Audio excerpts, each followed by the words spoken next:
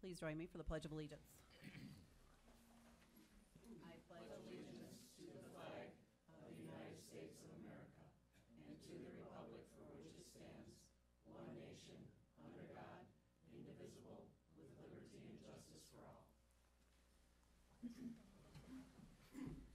Jeff, can you please do roll call? Todd Clemens. Erica Connor. Here. Mary DeMore. Here. Andy Mankey. Here. Art Schneider. Here. Craig Verts. Jeff Vogel here. Jill Werner. Here. Sherry Winchowski Excused. excused. All right, this is an open meeting and has been noticed as such.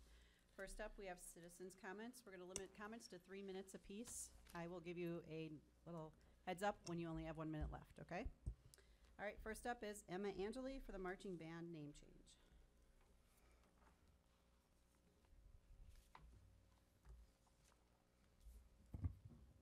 Good evening.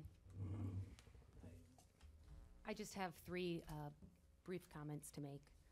The first is just to ensure that everyone is aware that this initiative was brought forth to me by the school board. It wasn't something that I initiated, and I just wanted to make sure that was clear to the community members.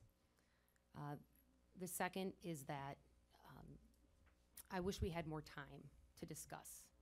I wish I had more time to talk with my students, the parents, and the other community members who have an investment in the program. I think the culture and the identity that we've built around the Phantom Legion name has become incredibly important. And while it may not be as widely known, it still holds a lot of value to the students who identify themselves as members of the Phantom Legion.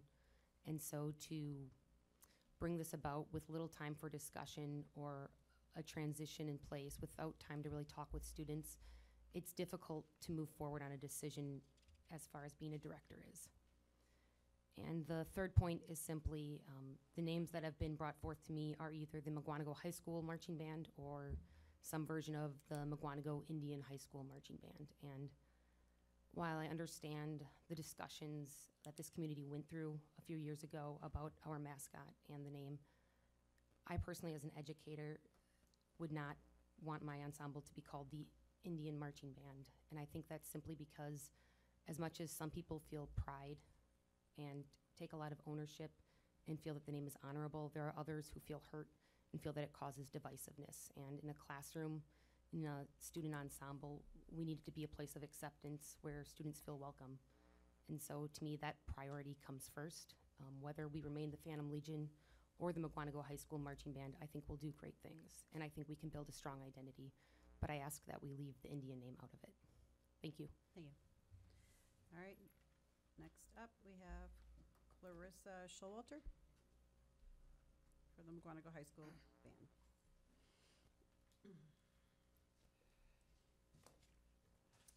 Thank you for allowing me the time to speak. I am in favor of keeping the name to Phantom Legion, and I have a few reasons as to why.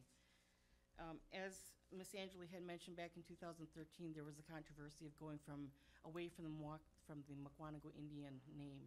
It was also the time that the marching band had gone through quite a bit of transition. We got new band uniforms. We got new lower brass marching instruments. It was just an exciting time that the Phantom Legion came to be. And so to have the meaning of what does Phantom Legion mean, so a little bit of history about that. So Phantom Legion, Phantom is because it identifies with the community. Phantom Lake, many people come from around surrounding areas and from a distance to come to Phantom Lake. The second thing is, what does Legion mean? Legion has to deal with a large group of people, a community that have the same purpose, have the same mission. And so where does Legion, how does that identify with the band here? Well, because first of all, it's a community. We have different organizations, businesses within the community, such as a Fork in the Road, the Music Cafe, businesses that are here that are well known within the area and that support our community.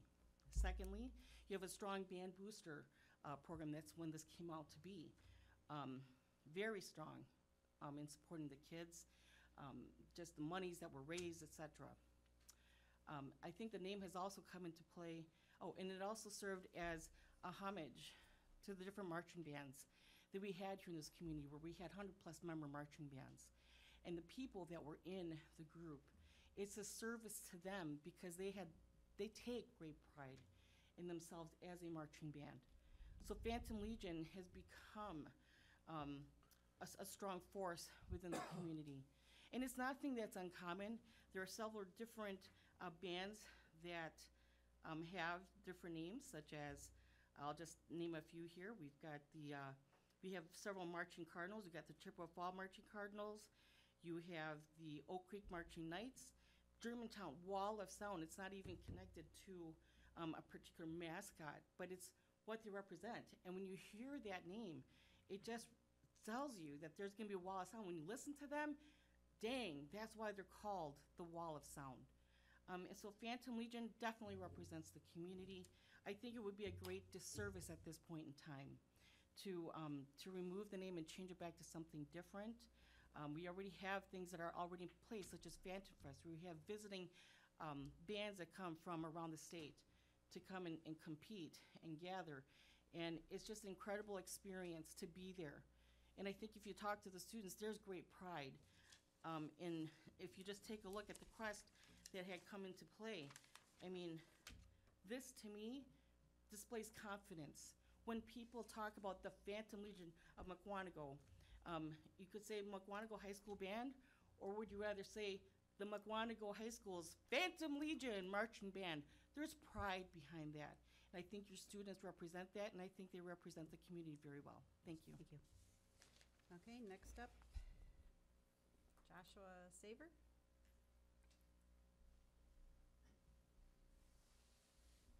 For me, I am a Guanago Middle School student, and I am a member of the Phantom Legion. And to me, it feels as a great honor to be named a Phantom Legion member and a supporter that I've been all of the life as a Phantom Legion, not as a Guanago marching band, and it's just a great honor, and I feel as we should keep it as a name for the marching band. Okay, thank you. All right, and Ernie Huerta.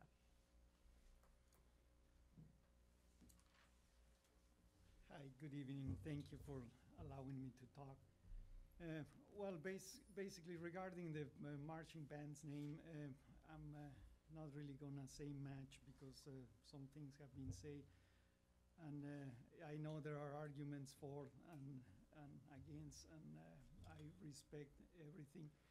I'm here just to make a comment or to bring up something regarding the marching band that I've seen in 4 years so far. I think it's more important than discussing or talking about the name change is basically the situation of the marching band. I think that based on the way Wisconsin classifies the band, so our band is at a disadvantage.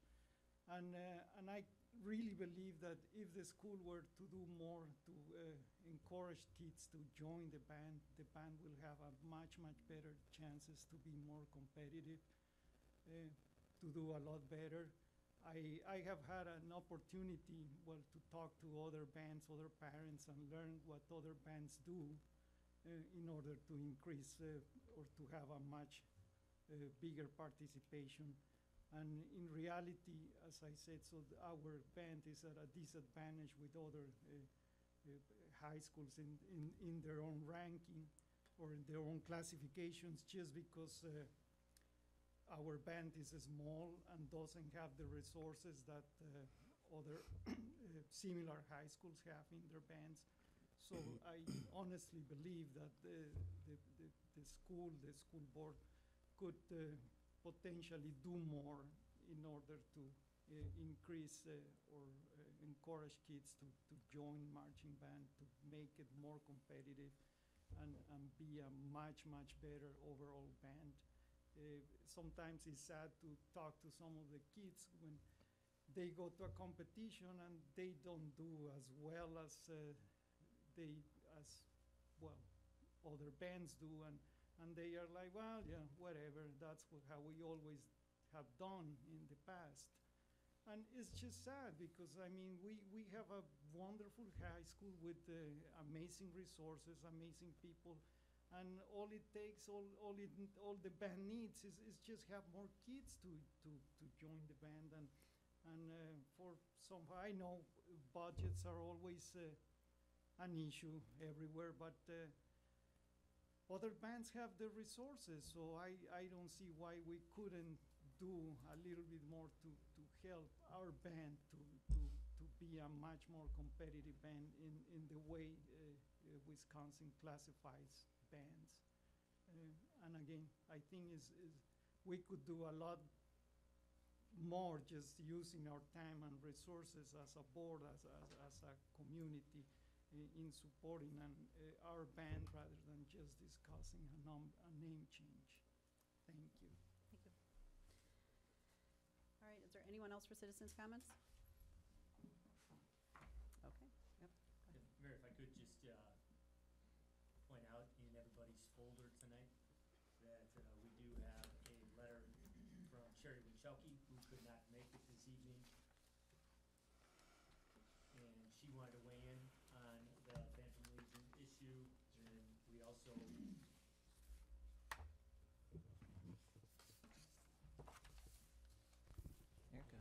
maybe now? Yep. Yeah, sorry. Also have a letter from a parent, an email that I received earlier today. So she asked that we include that in the board packet tonight. And then I did have a letter from another parent, Sterling Fairchild, that's in your packet tonight. So Cherry and then Susie Cuellar, I think that's how you say it. That's an email that I received today. And then Sterling Fairchild from last week, and that's in your packet. Then also in your folder tonight, we have an updated hiring recommendation letter from Susan Minter from Human Resources. And then we have the student rep report, which isn't on the agenda, but Miriam's here to do that tonight. So we want to make sure that we take time for that. And then a construction update, the envelope with your name on, that is your pass for athletic events and other activities. And then Kurt's memo on the construction projects also in there. That's all. Okay. All right, next up, I think we'll do the student rep report. So first off, from Morongo High School, the event I want to talk about is the annual Clearwater Fall Festival with the fire department. 4 students, 4 seniors, went to UAE Eau Claire on Friday, October 20th and Saturday, October 21st to perform at the festival, and they had an amazing time overall. And they really improved their technique through this. And since this is also kind of ties in with the topic of the meeting, the Phantom Legion Marching Band also ended their season this past weekend, with 2 weekends ago, with a score of 71.175, which is pretty impressive due to the difficult odds the band had to perform in. There we go. Thanks. And thankfully, this year we have a new tradition of a marching band banquet at the end of the season, where the ensemble got to perform one last thank you performance to all of the supporters, which was on Monday, October 16th. And the students were also recognized at the very end of this performance with an awards ceremony, and that is the pretty successful end to a good season this past year. At the middle school, the new mass media class made a video which showcases a Spanish project. The Spanish project is the Cartonera project, which is all about making books out of cardboard, which helps to both increase literacy within communities and also to eliminate trash and waste within them. Attached, there's a link so you guys can look at the video at a later date. At Big Bend Elementary School, the kindergarten classes also created character pumpkins, and with you also, I think on laminated paper, you see all the pictures of the character pumpkins the kindergarten class made. So that's You want to pass those on? All right, yeah. Yep. Yep, sorry. So you're gonna see passing around the different pumpkins the kindergarten class made, which they had a lot of fun making. At Clarendon Avenue Elementary School, the Best Buddies group had their first major event in October, this past October. The students were invited to the cafeteria, and they were paired into friendship groups, and they carved pumpkins together, which were later put on display at the Jack-o'-lantern Jaunt in Field Park. At Eagleville Elementary School, the MHS Spanish Club and the Eagleville PTO celebrated the Dia de los Muertos, the Day of the Dead, on Friday, this past Friday, and the 10th 10 Spanish club members from the high school presented this day to the elementary school students. So then they got to play games do activities with the students this afternoon, which was a really good interaction of our different students from our schools getting to be paired together and learning from each other. And in Prairie View, the fire department was at Prairie View all day on Friday, October 13th, to teach fire safety to students through class obstacle courses and visits to the kindergarten classes, as well as a fire safety poster contest. Once again, the contest winners got to ride the fire trucks at the end of the day. In Rolling Hills, the new school year brings exciting changes to the Raptor News, which is the student-led video news project from Rolling Hills, because the new computer lab has a new green screen wall. In the learning lab, this opens up the newscast to exciting new possibilities where students get to learn green screen technology and apply any background they want to the Raptor News, which is really exciting to learn for both the kids and to produce. And finally, for Section Elementary School, the 6th graders are reading the book Wonder, which deals with social challenges for students with facial differences. Students have learned about precepts, or a guiding principle or rule that's used to control, influence, or regulate conduct. And later, this book is going to be made into a movie, which will be released in November. And our students even got to Skype with a woman who has facial characteristics like the character in the book. And finally, just because I'm going to mention this overall, this past Wednesday, when there was no school for the district, I reached out to 4 of our elementary schools, which was Rolling Hills, Section, Prairie View, and Eagleville, to talk to the principals, and I was thankful to be given a tour by the principals of these schools, since many of these schools besides my own elementary school I had never been to, and I wanted to go see what the programs were like so that I could hopefully report better to the board once these talks come up. And Haley and I are going to be hopefully going to Clarendon and Big Bend some other day when our schedules work for that. Awesome. Good Thank for you. Good for you. All right, we're moving on to consent agenda. We have approval of the board minutes of October 9th. Approval of vouchers numbers 114188 to 114617 in funds 10, 21, 23, 27, 41, 45, 49, 50, 72, and 80, totaling $9.5 million in change, and receipts from September 2017 in funds 10, 21, 27, 41, 50, and 72, totaling $3.1 million in change. Are there any questions or concerns regarding these?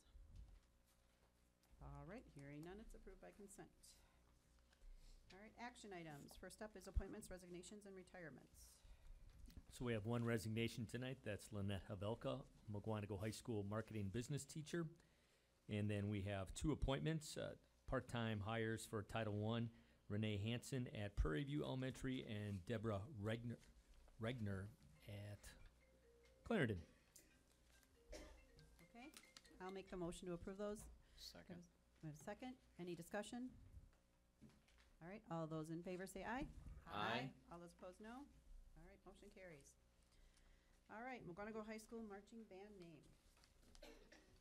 So in your packet, I have a memo that gives a little history of the Phantom Legion name that was started approximately 8 years ago by a previous marching band director, Matt Kaczynski. And at that time, as you know, and I think is a sticking point for at least some board members, that was done without board approval. And so that's where we are right now. As you know, earlier this summer, we had a brief discussion about the marching band, Phantom Legion name. We asked the program how much it would cost to change the name. Emma came back with an estimate of less than $1,000. And then at the August 28th meeting, again, it was a brief discussion at the board, and some board members had asked that we put it on an agenda. And so initially I was planning on bringing it in September, but Emma asked that we wait until the end of the marching band season so it wouldn't be a distraction with the students and the marching band competitions. And so as Miriam mentioned, the season is completed, and so it's on the agenda. As I mentioned in the memo, it does not mean that we have to have a decision tonight. It is an action item, so if you choose to make a decision on the marching band name, that's fine, but it does not have to be done tonight.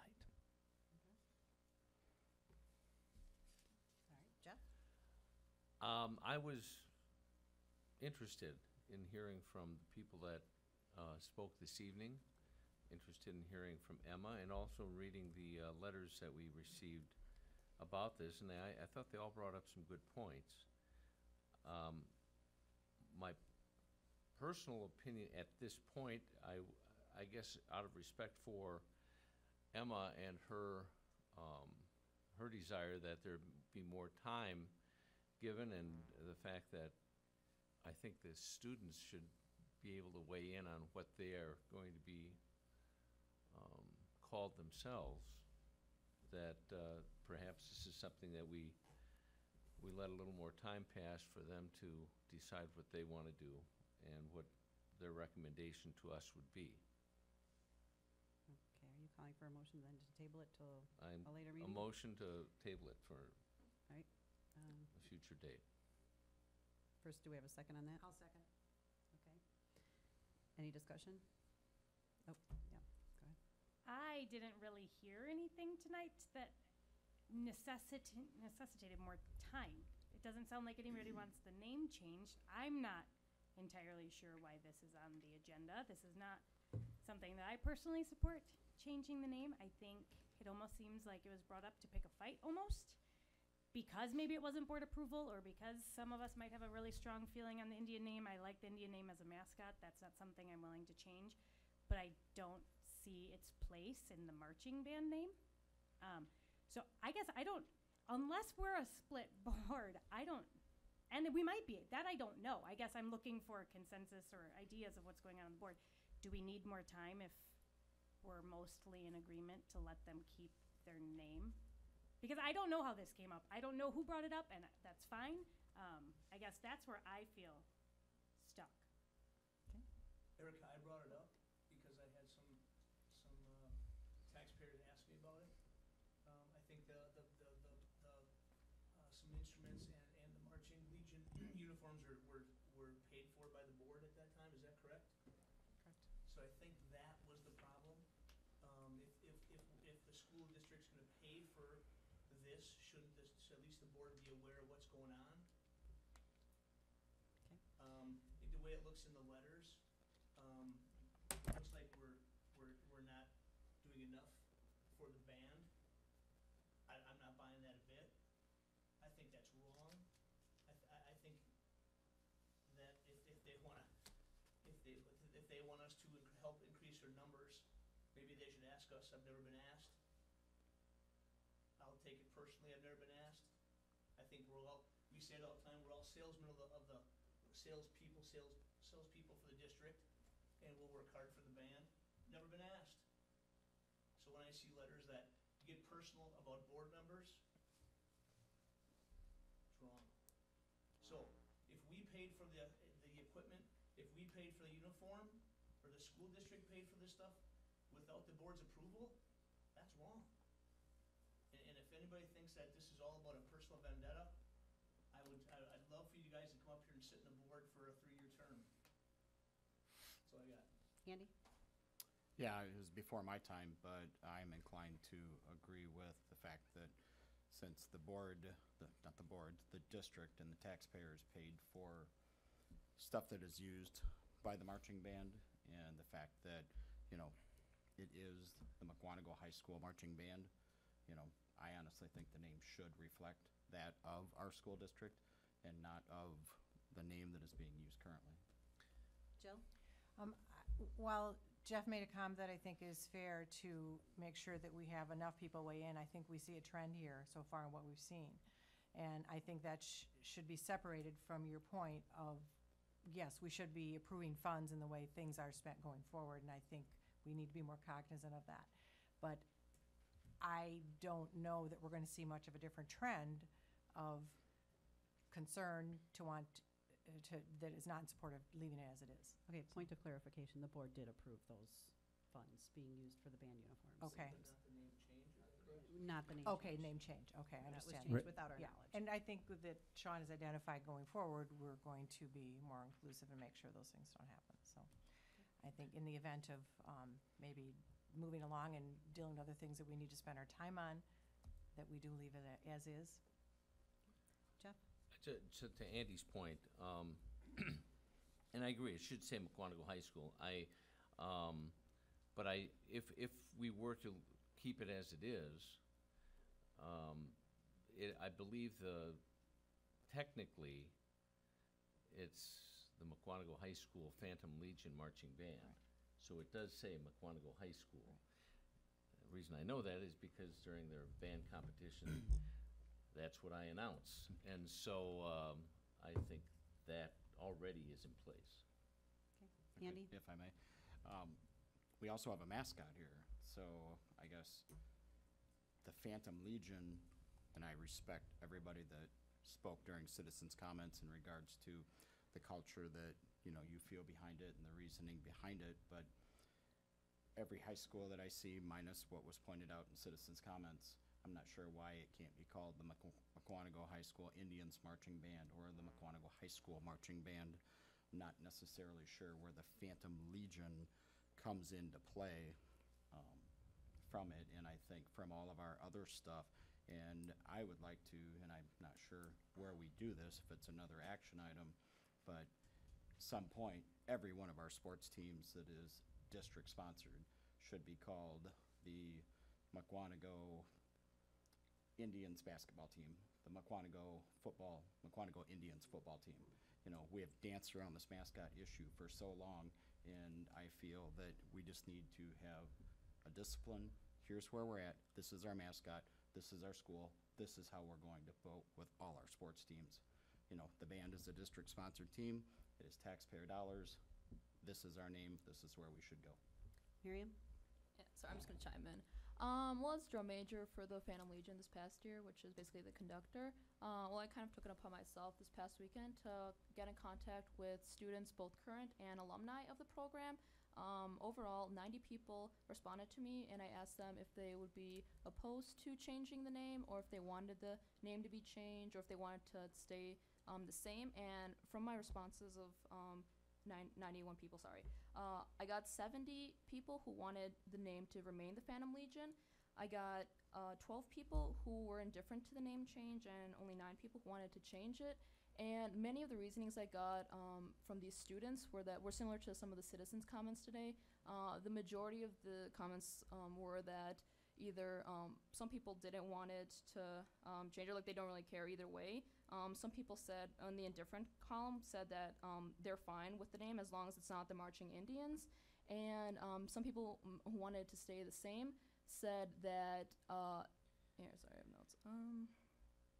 Said that they saw it as like a rebranding when we got the new uniforms and instruments, and think it's a symbol of strength, and that they've been with this name for so long that it kind of represents them and it symbolizes them, and they wouldn't like to change it because that's the group they came from and it feels special to them. Okay, thank you. Todd? Couple of things with the band, from the gentleman's comments before, and from one of the letters we have here with our support. The uniforms, we funded them fully. That was something we did fully. They weren't asking for half. If you want the history of it, we came back and said, no, we'll fund the whole uniform thing. 2, when it came down to the football field, the band was up there saying, no, we want the box, for our events and stuff like that. We did the box thing, and we'll do with that, that was the cost of that. So I think what I'm seeing in the other letter, that we give nothing, and from your comment about giving more, I think when we've been asked, we've given to the band as well. Now, the second thing is, we went through this whole thing last, many years ago, I've been on the board, God, 12th year or whatever it is, and we went through a big fight over our name and everything like that, and the community got behind it, and we had a few people that didn't disagree with it, but at the end of the day, everybody is still tiptoeing around. We are the McQuantico Indians, and like Andy said, I think we're not using the mascot. We have the little flying M. We're trying to be respectful with everything, and I agree, everything should be changed back to where we are. We are the McQuantico Indians, and we should associate with ourselves with that. We do it in a respectful way. And if we don't want to do that, why did we go through the fight? I agree. Erica? Just pointing out that for those of us that maybe aren't involved in marching band, it seems like from what Sean told us in this memo, that it's not uncommon for schools and marching bands to have different names. So it's not like we did something radical and different and crazy and out there that nobody else does. And just let's keep that in mind, that it's not uncommon. It might be part of the marching band culture that it can be whatever. It can be your school, it can be your mascot, it can be another name. So the next time they want to, I'm sorry. Hold on. Jeff?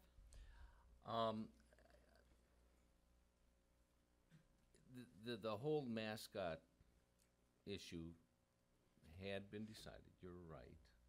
It's still sensitive for some, and not everyone is in agreement that that's appropriate, but it is what it is. Although, as Erica says, if you look even on what Sean, the cadets of Waukesha West, that's not their mascot. And some of the examples that were given, I think athletics and some of the other competitive things that are not athletics don't necessarily, in my mind, have to necessarily all be labeled with the Indians, because if that isn't, it doesn't necessarily apply. I think my motion was to allow more time, because out of respect for the band itself, since this is what they are going to be called themselves, that they should have some kind of say in what that should be, then come back with a recommendation to the board, as we do get from other places, on what their desire would be. Now, initially I was more inclined to think that the just be plain old McWanago High School Marching Band and be done with it.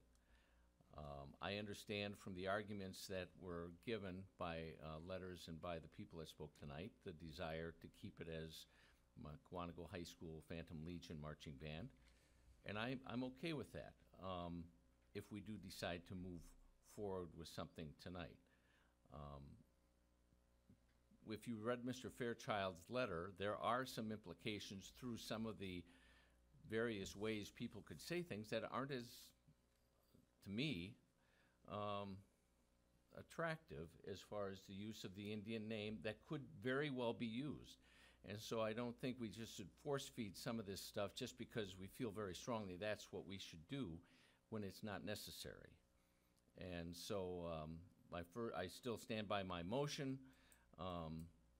but that's out of respect for the marching band and their students to be able to have a say in what they would like to be called. Okay. Andy? 8 years ago, they did not come to us and say, we would like to change our name.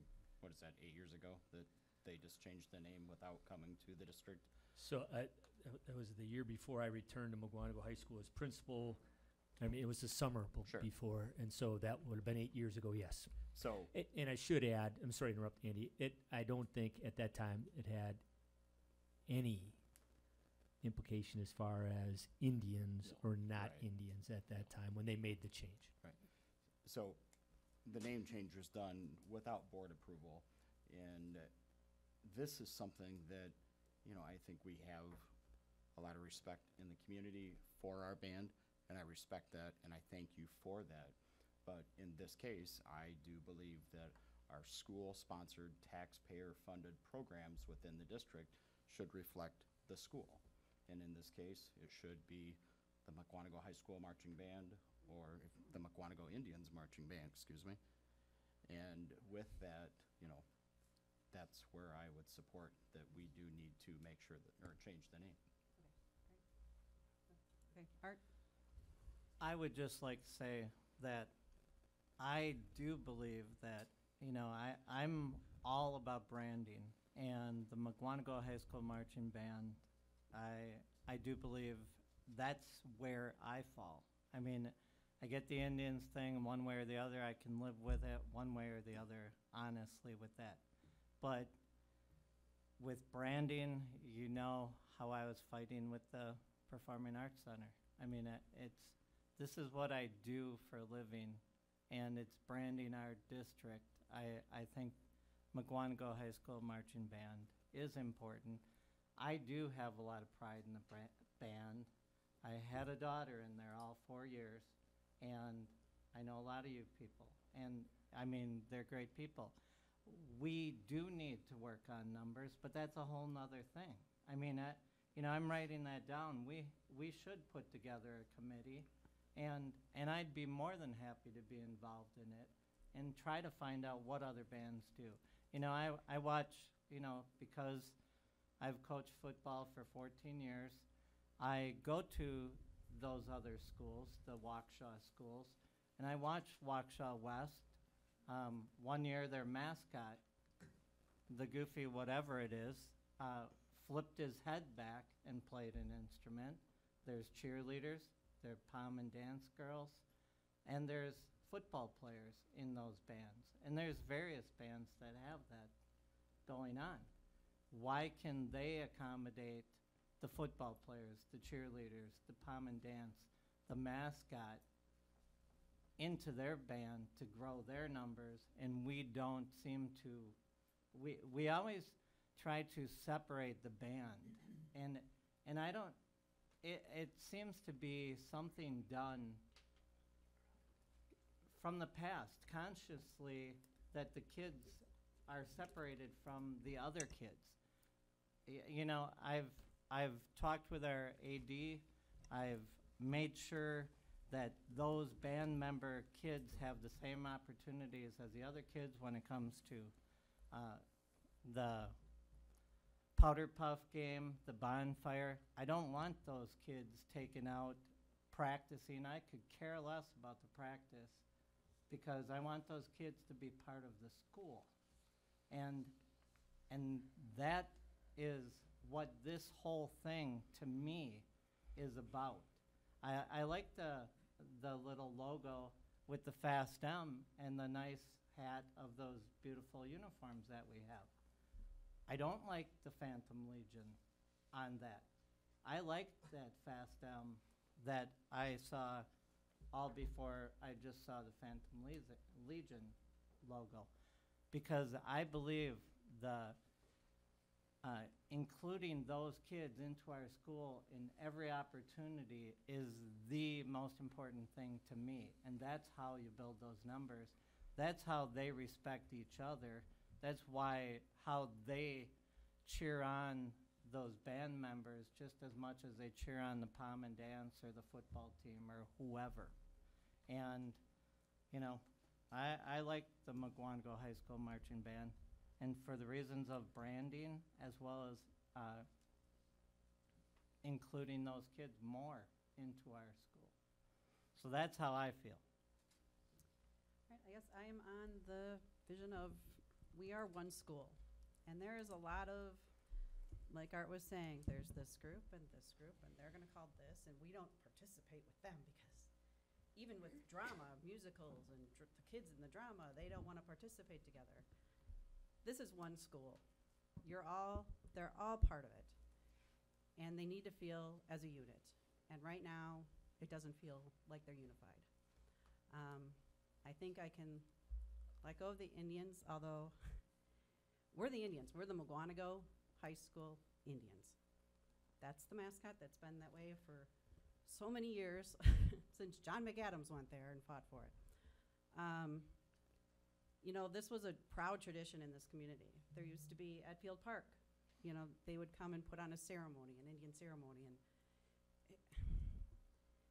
I think the people that are new don't quite realize that, but I wish we could look into bringing it all back.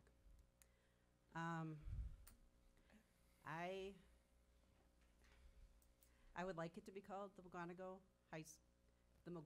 Indians High School Marching Band, is where I stand.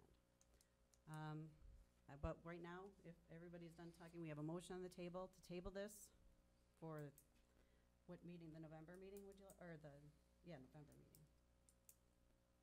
Give them a month. I need a date. What would be an adequate amount of time? I guess we should clarify, what are you asking for? So I hear what you're saying, you want student input? Is that what I'm hearing? Or My comment Gotta deal with Jeff's motion. and my motion was reflective of what Emma Angeli had mentioned when she spoke about wishing there was more time for input and some discussion amongst the band members to come up with some kind of a recommendation Plus. for what they would feel most positive about. That's where that came from. Okay, but I need a date. Uh, When, okay. a date, I have to put a date with the motion. So it doesn't. What if we said, So we meet I on don't know if November a month would be 13. an adequate amount of time. We meet November 13, November 27, and then March 11. I'm sorry, March. December 11th. March. Well, that would be nice. Wow. With Thanksgiving and I everything tried. coming up, my preference would be December 11, I'm 11. sorry. December 11. Okay, so Okay. We I'd have a- like to call it to question. Okay, that we we have a have a motion and a motion. second on delaying the time. So all those in favor, say aye. Aye. Okay, all those opposed? No. No. Okay, Okay. we're going to need All right. All right. who voted no and who voted yes on that, please? Okay. Jill and I voted yes. Jill and Jeff voted yes, everybody else voted no, Okay. to table the motion. So the motion's no longer, so I'd like to make a motion that we do move forward with the name change and name it the McGuanago High School Marching Band. Okay, do we have a second? I'll second. All right, we have a motion and a second. Is there any further discussion? I do have a question. Yes. Jeff, you mentioned that when they're announced as the McGuanago High School Phantom Legion Phantom Marching Band at Do we this have point. flags and banners that say McGuanago High School on them, or no? I can go into detail as to what our marketing and branding looks like, if that would be helpful. I guess my concern is, while I don't disagree with Art's motion, McGuanago High School Marching Band, I feel like if it says McGuanago High School, how is it not part of the McGuanago High School? However, I hear Mary's concern about division in McGuanago. So that's a much bigger issue than just this band name. So is changing this band name going to all of a sudden foster some community that seems to be lacking among the groups? I mean, that may be a different issue that we need to address separately. I'm not sure. Maybe. I don't know. I'm a little torn. I certainly don't like Indian in the name, but I am torn between McGuanago High School and Phantom Legion because I don't know if changing this name is going to fix this culture that we seem to have. However, maybe it's a start. I guess I'm unsure on that. I'm hoping it's a start. Andy? With what Todd said earlier, I'm baffled as to why we are so concerned about tap dancing around our mascot name. And I agree with Mary. I think it should be called the McGuanago Indians Marching Band, or McGuanago Indians High School Marching Band, however she phrased it.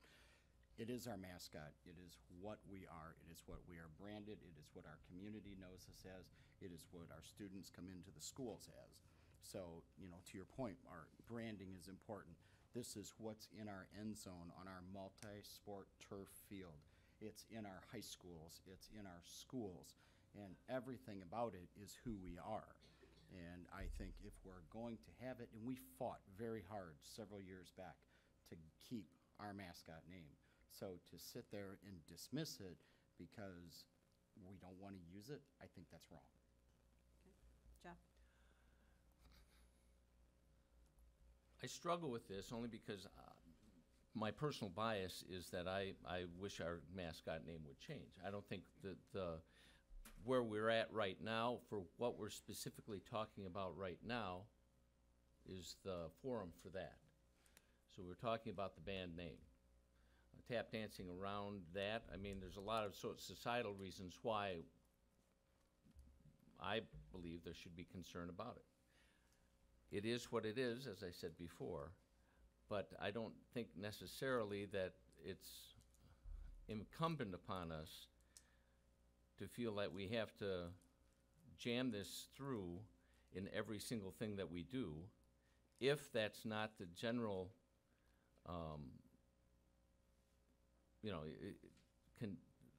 sense of the people that are going to be most affected by it. And if we are not going to keep the Phantom Legion portion of the name, I would prefer it to just be the McWanago High School Marching Band. And I think that's fully appropriate. It still identifies us as McWanago High School, and I think it's every bit as appropriate to do that. Anyone else? All right, the motion is to make it the McWanago High School Marching Band. Why don't we just raise our hands because I'm like, got a better idea. That'd be helpful. Do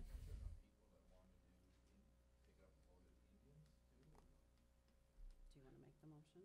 We have to vote on this Yeah. We have to motion vote that's on in this place motion, but first. Unless we agree to cancel the motion. I think it's 4-4 split right now.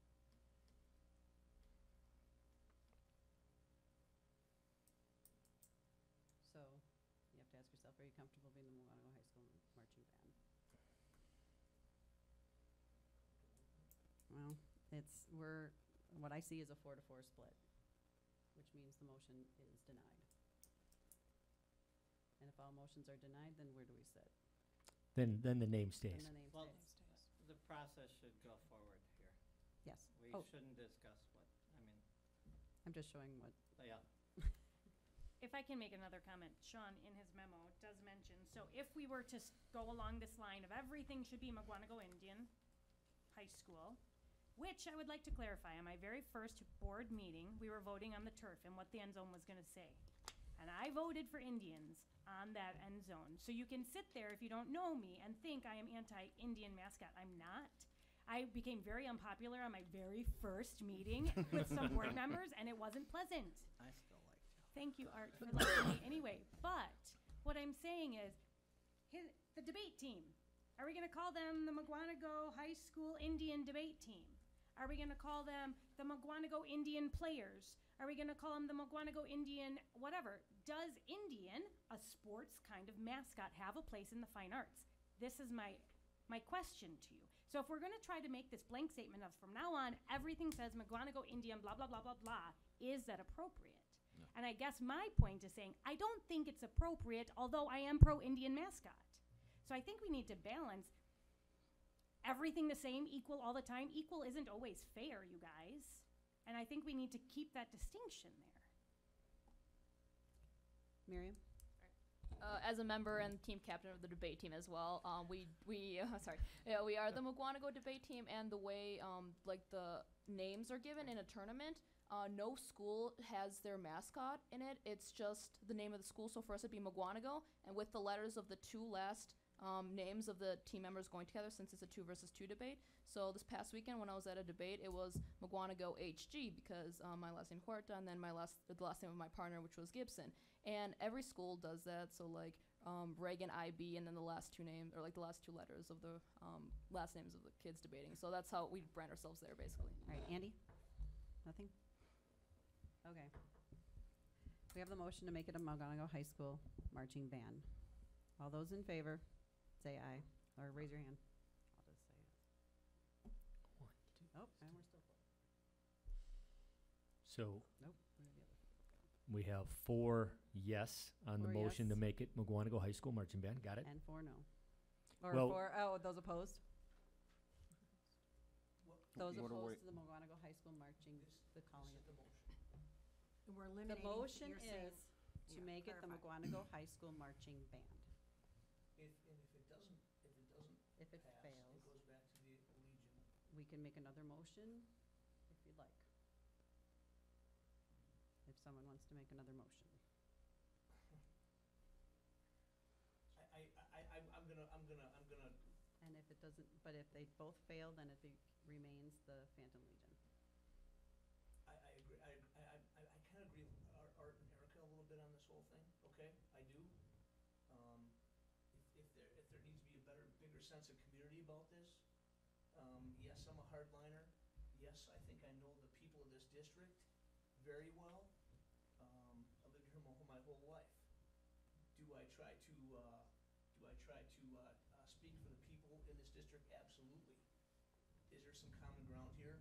Maybe. Is this the time that we're gonna all come together and do a kumbaya? I doubt it, because it's a political hotspot. Just on these letters I read, they make me ill. They make me ill. I don't think it's about, well, let's just say that, I'm willing to go along with the Kumbaya and make this McQuanico marching band because it's maybe the right thing to do. Okay. So then we have 5. Art, Erica, Mhm. Jeff, Yep. myself, And then I'm assuming everybody else is voting no? and then the noes. Andy? Wait a second. I want clarity here. So when you say McGuanaco High School Marching Band, we're letting, we're saying they're not going to be the Phantom Legion. Correct. Okay, so how many are no on that motion? Todd, Jill, and Andy. Okay, thank you. Okay. All right, moving on. Next up, McGuanaco High School graduation site. Okay, there's a memo in your packet that summarizes the administrative recommendation based upon the survey results. As I told you last meeting, Jim Darren had surveyed the class of 2018 and their parents regarding the location of the graduation ceremony. 369 seniors and 446 parents responded. 85% of the students preferred Miller Park, and 66% of the parents preferred Miller Park. So that was our recommendation. Okay. So are we Do you need doing a to motion make it here? I would at like Miller to make a Park? motion. Yeah, it's an we- action item on to the have agenda. Yep. the graduation take place second. at Miller Park. All right, Andy seconds. Do we need any discussion? All right, all those in favor say aye. All those opposed, no. That's a tough one. And we have a date, June 10, and 2 o'clock is the traditional time that we've, June 10th? June 10, Can you make 2 it, Eric? p.m., Miller Park. Are we all gonna be there? With our children? We have an open date at Miller Park, that we good to go with that date. Yes, so the Brewers are actually out of town on the first 2 weekends of June. So Cool. I will double check that tomorrow with the high school administration to make sure that we have that date reserved. But I believe we do. Okay. And I hope we do. Is there a rain date? All right, next up, the 17-18 tax levy and budget approval. All right, so we've taken a lot of steps to get to this point here tonight, and tonight's the night that we're looking to make 2 motions here between passing the tax levy as well as the budget. So I communicated some information that went out to the Finance and Facilities Committee as well as the information that's in the packet here tonight. So looking at page 8, the high-level overview is that we dropped the tax levy by over $350,000. That is ultimately going to be a decrease as to the amount of the tax levy that we collected last year. So the taxes have gone down a slight bit. Regarding the mill rates, when we look at the property value that's in the district right now, there's more property value now in McGuanaco than there was last year. So there's more people able to support the same tax levy essentially, or slightly lesser tax levy. So the mill rate has gone down 5.69%. So all things being equal, the K-12 portion of somebody's tax bill will go down for that. So that is regarding the tax levy itself. Once we move past that, we look at the budgeted expenditures. Not much has changed in terms of how we are going to spend the money that we collect. In your budget booklets that I gave you, I highlighted in yellow what's changed between when we originally passed the original budget back in August, got approved at the annual meeting, to where we are right now. Ultimately, we just finalized our hirings, things of that nature, health rooms assistants as we increase those folks and other one-off scenarios, and we finalized people's salaries, benefits, the adjoining benefits that come with, like WRS or FICA taxes, things of that nature. So likewise, we also finalized some of our revenues that came in before we would guesstimate as what we were going to get for special education grants. Those were guesses in August. They're known now. So that's what you have in your book and that I bring before you. So is there any questions from anybody that I can answer right now? I'd like to make a motion to approve the 2017-18 tax levy in the amount of $28,039,158 and a mill rate in the amount of $832. Okay, we have a motion and a second. Any discussion? Yes, Andy. I would just like to say thank you to Tom and his staff for all of the work that they've done over the last 90 to 120 days with all of the uncertainty at the state level and the state taking, in excess of 90 days past the budget period to do it. So, Tom, great Cool. job to you Thank and you, your Andy. staff. Okay. Any other discussion? All right, we need a roll call vote. Todd Clemens. Erica Connor. Yes.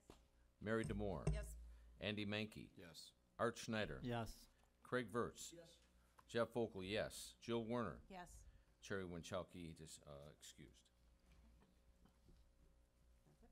Okay. That's all you need? All right. No, we got one more here. So- Yeah, that's what I was saying, you got a budget, don't you? Yeah, So is that's there already been. any questions about anything related to the budget? We're looking at page 4 now of the green budget booklet. And the items were highlighted that were changed. Yep, Didn't correct. you just say that? Okay, I'd like to make a motion to approve the 2017-18 budget consisting of $68,545,216 in revenues and $100,863,583 in expenditures.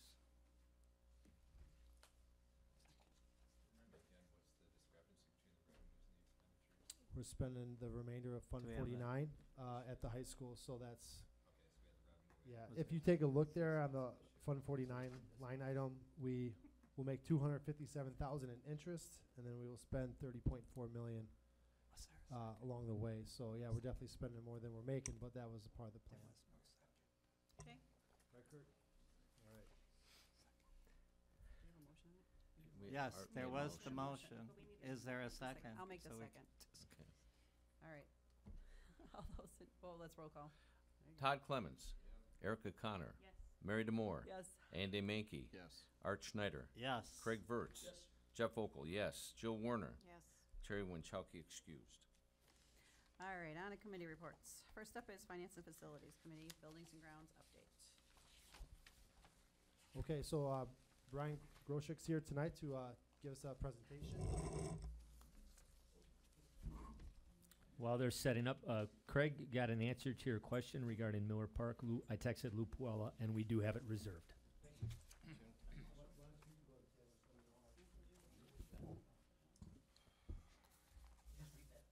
Good evening.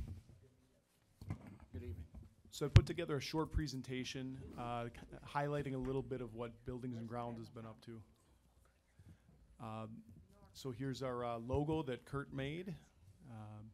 Beautiful. Thank you, Tom. If you can go to the next one. Excellent. All right. So here, Candy Lupke is receiving the 2017 Buildings and Grounds Person of the Year Award, presented by John Ponchik, last year's winner. She doesn't like a lot of recognition or crowds, so we kind of had to con her into coming to the office and call her down to the assistant principal's office. So we got her in there.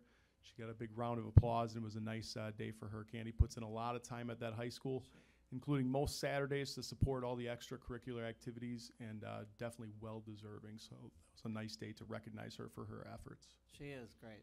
She always takes time to say hi. And Yes. yeah, she's great. Well deserved. Happy to work most Saturdays.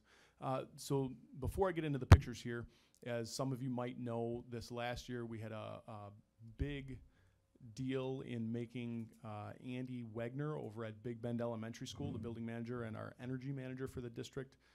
We got it out on Twitter, got it out through the Triad and everything, and he ended up receiving 6th place nationwide out of more than 2,300 applicants in the Cintas Janitor of the Year Award. So I want to give him that little pitch here. Also, just 2 weeks ago, John Haddon came to my office, and I had quickly entered him in a American Materials contest for Maintenance Hero. As some of you might know, he has over 41 years serving this district here. I asked him what, if anything, he did before that, and he went on to say several other jobs, which I have no idea how he had the time to do before coming here to Mukwonago. But anyway, he was happy to receive a nominee award for that contest, and I think very well deserving. Didn't win first in the nation, but did get recognized somewhere deep on their website. This is a picture of our spring training, which I intend to keep doing. Our staff loved, we had a bunch of vendors come in that we use. So cleaning chemicals, we had John Haddon, our very own, talk to staff about lockout, tagout procedures, and things that can educate our staff and invest in them, not only number one, to engage them more and take even more pride in their job, but also to educate them so they can take better care of our equipment, make things last longer, and in the end, produce a better result for the district. Also, you could see in the slide before, and then with these, that there were some contests. We had a dessert and a chili cook-off contest. Tom Cardhauser on the right is awarding our very own Nick Haddon, Section Elementary School building manager, with actually both awards. He won both in the contest. There weren't too many entries, but he did a great job. And next year we hope to get more entries, and that was a fun thing for the staff to do. It was a nice day for them. I would like to make a motion that we be involved in sampling. I know I put out an email as far as accepting judges to district administration. That'll have to go out to the board this year. Absolutely. Love to have you. I mean, yeah. There you go. There you go. All right, just highlighting a couple of things that our staff has done that maybe not everybody knows about. This is a picture of Big Bend Elementary School. There's Andy Wagner right there, the building manager standing there. And we had a pipe break in the wall. Of course, it happened on a Friday night, so there was plenty of water in the room. We had some of our staff come in over the weekend, remove furniture, and there were a lot of people on our staff that made a great deal of impact there, so we didn't have to go out and sub out everything. As you can see, all the fans down on the ground have the Belfour Property Restoration logo on them. In case of an emergency, which this was, we call in Belfour Property Restoration to come and help us out, give us a hand, give us more boots on the ground to remediate that process. So we did have to eventually, we thought first we could just dry out the carpet. We actually did end up having to remove it, replace it all, and within 2 weeks the classroom was back better than it was before. This is a picture of Eagleville Elementary School. Earlier this year, I believe it, last school year in May, we had our contract cleaning company inform us that the nice gentleman who was there for years cleaning, I think even before Kurt was here, was going to retire. So at that time, we took over the cleaning for that building, which included our summer restoration cleaning. So on the left, John Ponchik is ringing the bell to signify that we are taking the school back over as far as cleaning. In the center, that's... You know that's what it was. I'm trying to play up the story here. But John Ponchik and Candy, there in the middle, led that cleaning restoration project in the summer. They did a fantastic job. That building is back to levels, cleaning levels that we need to be at. Unfortunately, one of the things that didn't result because of it, but happened during it, was there was water infiltration at Eagleville. Not to get too deep into the picture, but there's there's masonry caulk that is coming from the northwest side of the building down, and then also ends up on the southwest side, but there's nothing in the middle. So over time, water had infiltrated that space. There's one classroom below grade there, 103, that got a lot of water.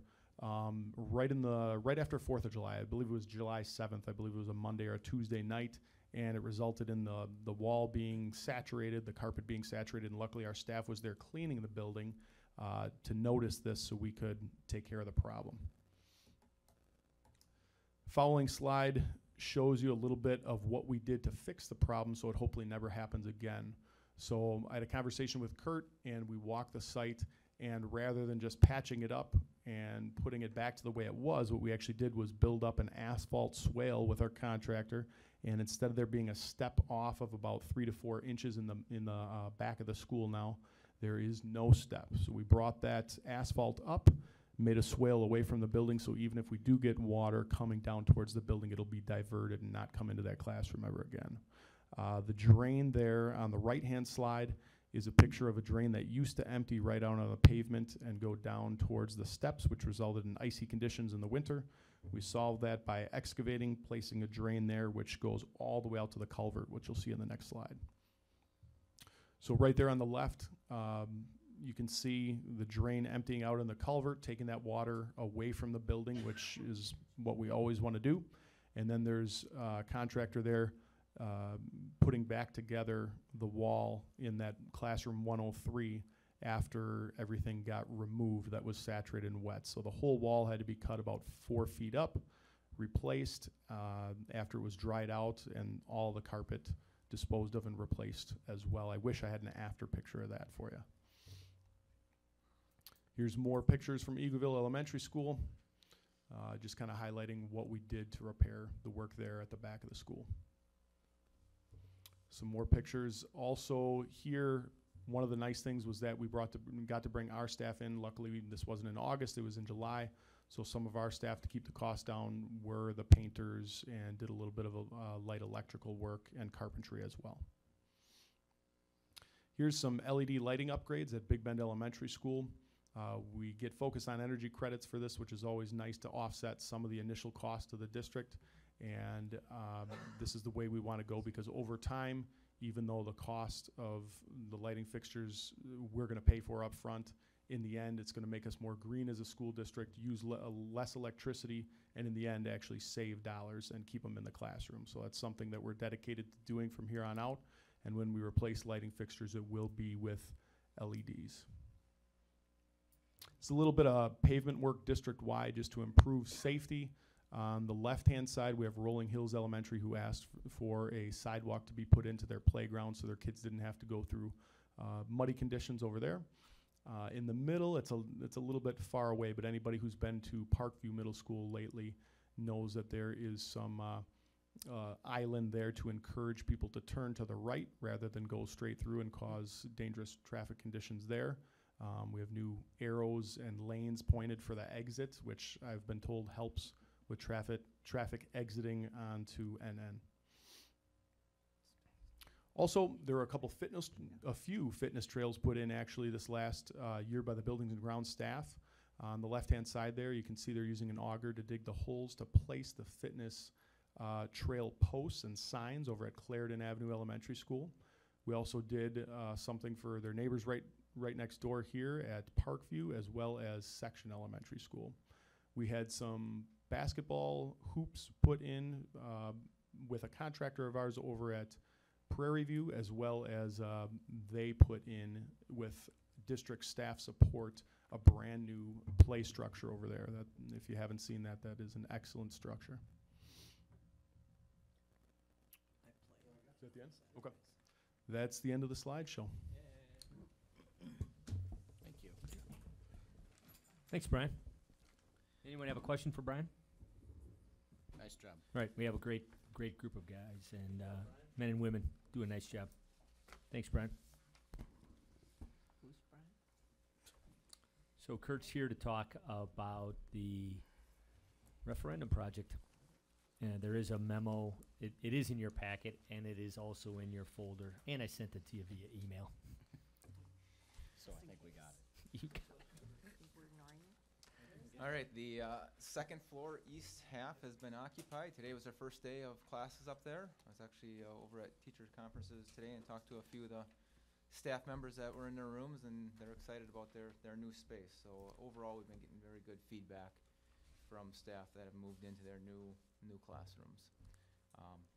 Overall, construction progress is going well. Our next big milestone is going to be over Christmas break. Is going to be the main office that will be moving into the music area, moving into there.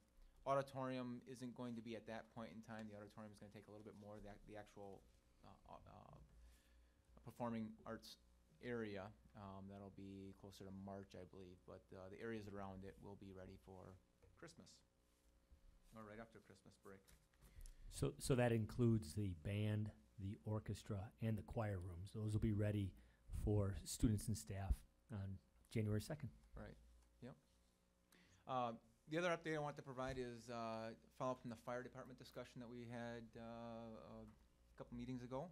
I think last time I presented on that topic was we had agreement with the fire department from where they were to allowing us to do a representative percentage of the building as far as in the existing space to sprinkler that area.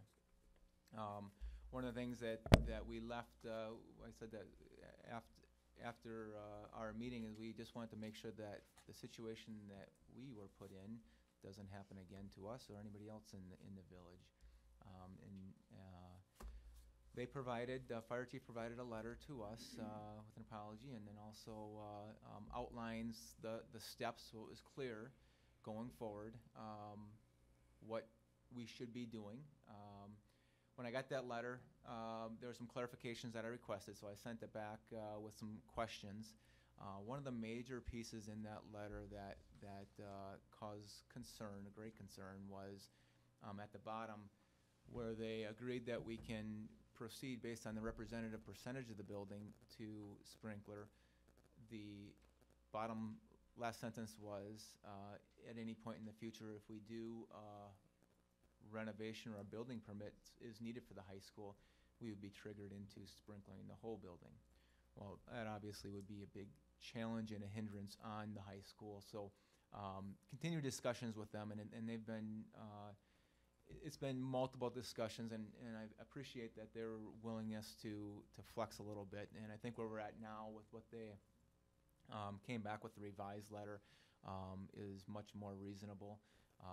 So their position now is in the future, if we are renovating, so say 5 years down the road, we are taking a classroom wall and moving it, to make a larger or smaller classroom, all we would need to do is just sprinkler that area of the building rather than the entire building.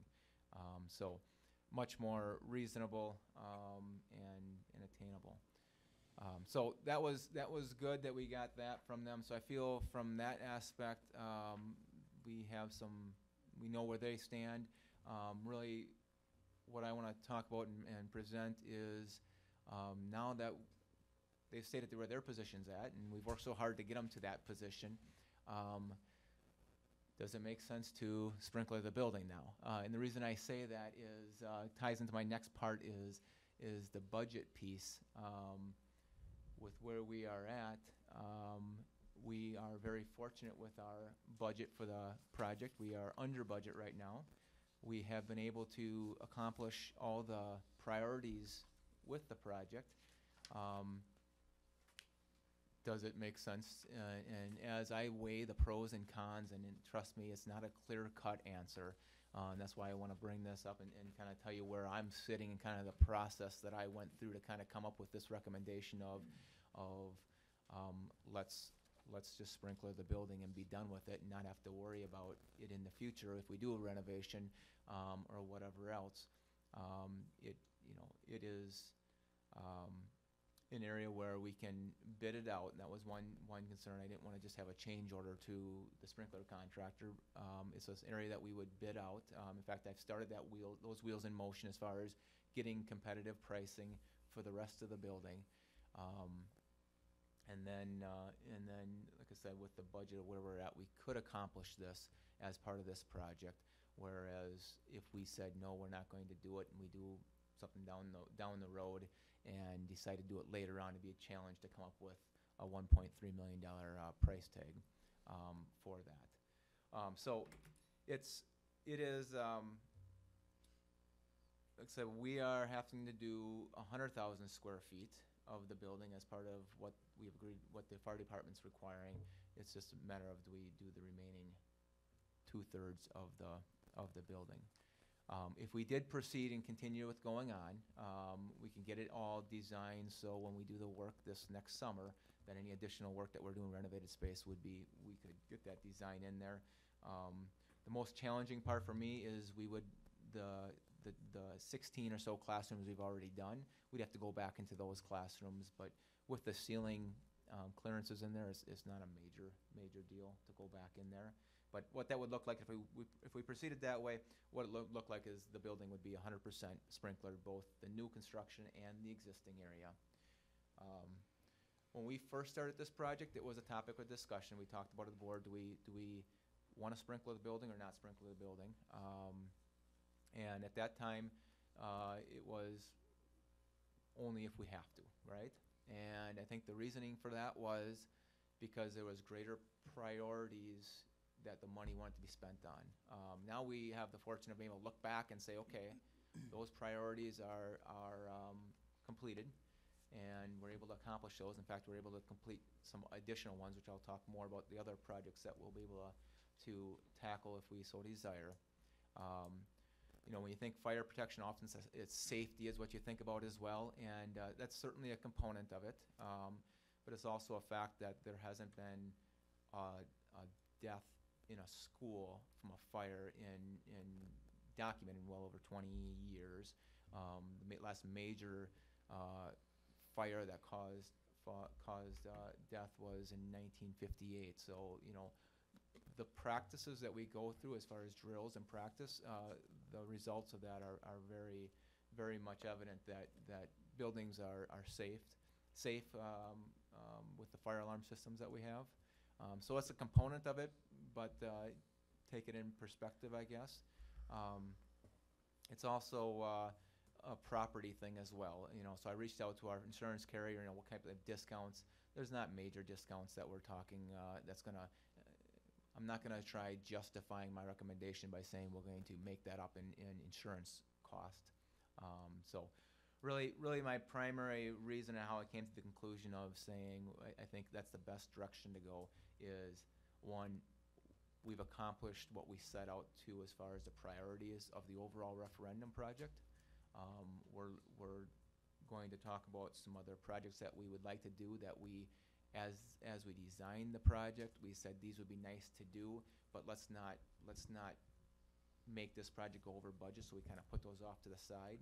And now we're ready to talk about those that we put off to the side and say, okay, now we're going to move forward with it, or now we aren't. So let me start talking about, let me first ask if there's any questions specific on the fire protection side, and then we'll talk more about the overall budget, and then we'll kind of wrap it all together. Is there any specific questions about fire protection? I have a couple. So basically what you're saying is if we don't do it now, it's a logistical nightmare the next time we need to renovate any space in that high school. I wouldn't say logistical nightmare. If they didn't change It's going to be more expensive. if they though, didn't Matt. change their position, if the fire department didn't change their position, absolutely it would be a logistical, because you would never be able to just make a modification to a classroom, because that $50,000 modification would end up being $800,000, because, you know, so it never happened. So that's why I say the fire department compromised and allowed us a reasonable thing. So there's something to me that it's much easier to make this recommendation when we're not forced into it, versus, and now we can go that direction based on what's best for the school district, not because we're getting forced into it. So it makes it more challenging, though, yes. Okay. And we can accomplish this within our budget. Correct. And then my last one is, if we, based on what they're saying, if we were to go make an addition, say a kindergarten classroom or a 4K classroom to one of our schools, are we now obligated to sprinkler every school that we make an addition to? It goes off of percentage, so if it's more than 25% of the existing space. Okay. So if you're renovating more than 25% of the existing space, the way the local code is interpreted is that area that you're renovating would need to get sprinkled. Okay. If you go over 50% of the existing space, then it would trigger everything, the entire building. So when you talk about a new addition, though, yes, if it's Depends a on how new much. addition of any substantial size, it would have to be sprinkled. Okay. There's some exclusions in there if you're doing a very small, 800 square foot addition. I think there's some exclusions in there that will allow that. But if you're doing say you're doing a $20,000 square foot addition, yes, that portion would have to get sprinkled Okay. in any building within the village. But that would only apply to our schools that sit in the jurisdiction of the Mukwonago Fire Department. That would not apply to the Big Bend Elementary School, that would not apply to Eagleville, it would not apply to the other schools. So we have Right. 8 schools and 3 would not be under the Mukwonago Fire Department. But The looking other down 5 But- would. Looking down the road at the next project we're looking at. Right, but But that is Part- let me we'll have to clarify keep that that though. in That addition piece, if you're doing a 20,000 square foot addition, that is triggered by state code. Right. So that would require it. The part where you're saying outside of the village jurisdiction, they differ from the state code by, they have a 25% threshold, And so, yes, if you're in Big Bend, that 25% threshold within an existing building would be different outside of village. You know, my thought with this is they're still getting their way even after they screwed this up. And even though they apologized for it, they're still getting their way by us, you know, getting the recommendation that they're getting now, because brick buildings don't burn down. And in these situations, to your point, we haven't had a death in a school in quite some time. And, you know, you'll get room and content fires. So I would absolutely be in favor of sprinkling areas where we could have combustible materials and labs in different parts of the schools, but to take on whatever the next big number is going to be, to do the entire school, I'm in conflict for that, just because we're spending a lot of money. What happens if next March, we're almost at the end of our construction project at the high school, and something comes up where, you know, we have a major cost that was not planned? You know, here we are doing this because the fire department, you know, created the issue to begin with, and now we're going back and doing this and looking at it seriously when we still have, what do we still have? We still have 9 months of construction left. Yep. No, it's a perfect segue, and so I want to walk through, if there's any other fire, I want to walk through what that looks like. How do we get through the rest of this project? If we do commit money to the sprinkler system, I want to walk through what the rest of this project looks like. How do we get there with, and still have some contingency left over, or have some contingency for that unforeseen? Perfect. Thank you, Kurt. Just One a quick point of clarification regarding how this would apply. If in some time in the future we decide to do something over at Parkview to accommodate a 6th grade, the addition of space that we would do there, would that initiate sprinkling the entire building or just the new space? Just the new It space. depends how large of an addition it is. So, the addition for sure would need to get sprinkled. And then depending how large, that addition would be. So if you're adding more than 50%, and this is where the interpretation piece differs from how the state interprets it. If your overall building square footage, if more than 50% gets modified, then 100% of the building would get sprinkled. If less than 50%, between 25% and 50% gets modified, then just that portion of the building would get sprinkled. And that's where it differs from how the state code reads. Okay, I'll move on then to the overall budget. So, kind of the process from the very beginning design portion, we went through as we were going through design checks, designing the building, getting feedback from staff. C.G. Schmidt, our construction manager, would get budgets along the way. We had some budgets that was saying that we can't be just adding stuff. We got to be watching that budget, right? So, as we were going through design, there was things that made sense, things that would be really nice to add that because it makes sense. Like I said, we kind of put those off to the side. We put some alternate pricing in the bid documents because we didn't want to come over budget. So came in under budget, and continued through the process. And like any project, there's always things that make sense to add, but we didn't want to just add those. And Lee said, let's get far enough along in the project that we can make a decision if we want to add this stuff that we aren't going to be jeopardizing the main goal of the project, right? So we are at that point. We kind of set that this November is the point where these projects that we put off to the side, that we can take a look at those and prioritize those and say, okay, we're either going to do them or we're not going to do them. And this time of the year right now is kind of when we want to make that decision so we can plan it for the summer.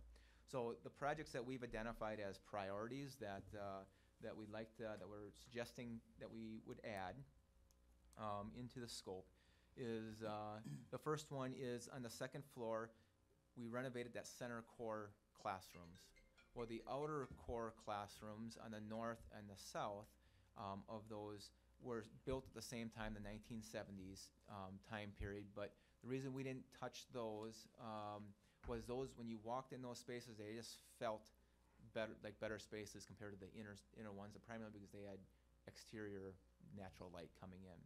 So we prioritize, we said it'd be nice to do, but we don't want to bust the budget. So now that we know where we're at, we'd like to take those classrooms on, and what that looks like is replacing the flooring, replacing the ceilings. Staff loves the LED lights where you have dimmable controls, so if they're watching TV, so update the lighting as well, and just update the look of those rooms. So it's not major construction. We're not tearing walls down. There is one classroom where we take 2 classrooms and 1 small room in between and make that into 2 larger classrooms rather than 3 individual rooms. But for the most part, it's updates like that will just improve that space, that teaching space. The next one was foods and health science classrooms. So that was an area on the first floor. That was another area that we talked about, and we just didn't want to add it to the project until we knew we had enough capacity to do it. So that is in our foods classroom, first floor, that is on the west side of the building.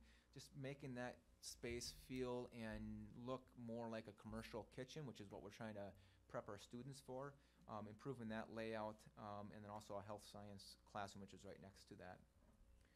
Technical education, as you know, Dustin Lehman is started with it at the beginning of the year, a career in technical education. Is that the right title he has? So, school to work coordinator or college and career readiness coordinator. There you go. That's it. He's provided great vision for that, and I was very encouraged as I was doing parent-teacher conferences right before this meeting, talking to one of the new Woods instructor, Mark, who's new this year. Just hearing him, he's got the vision of we want to do what industry wants. We wanna support industry with our education. So that was very encouraging to hear that from our teachers and hear that they're reaching out to industry and getting input in. So I'm excited about this tech ed area. But with the vision that Dustin has brought, just looking at that space programming and how we had that laid out, we'd like to expand that area into the maintenance shop. So again, the funds are there. It's going to have an impact on that in that area, but there's a domino effect. So we take 1,000 square feet from the maintenance area, and then we'd have to find a different spot for them to store some of the equipment, which the thought right now would be to put a building up in the property to the west, a pole building, where they can store some of the seasonal equipment, and still they'll still have room for storage in the main shop. So the idea would be seasonal equipment that they're not going into day after day. They could put it up in the pole building, which can be built at a much lesser cost per square foot. So that was number 3 and number 4. Number 5, re-roof, re-side some of the accessory buildings around the track area. Not a major cost, but just something now those, the ticket booths, the announcer stand at the track, the old concession stand they could use a little help. They're not looking as nice as the rest of the buildings around. So just re-roofing those and making those look a little nicer. And then the front of the high school, the block at the bottom, so you have the auditorium, you have the new gym, and then in the center you have the existing. And at the bottom 8 feet, there's the gray block. We'd like to update that area to match the same brick that's on the left side and the right side, so it ties it in to get together. Again, not a huge expense. And the last one was fire protection. Add that to the remainder of the building, which I just got done talking about. So with all those, if we've said let's proceed with all those and have it in the bid documents so we can update it in November, that still leaves us with an $800,000 contingency on the project, $800,000 owner contingency, which is in addition to the project contingency that the construction manager has. So it still leaves us some cushion there. So if there is some unforeseens, between now and the end of the summer, we still have money there.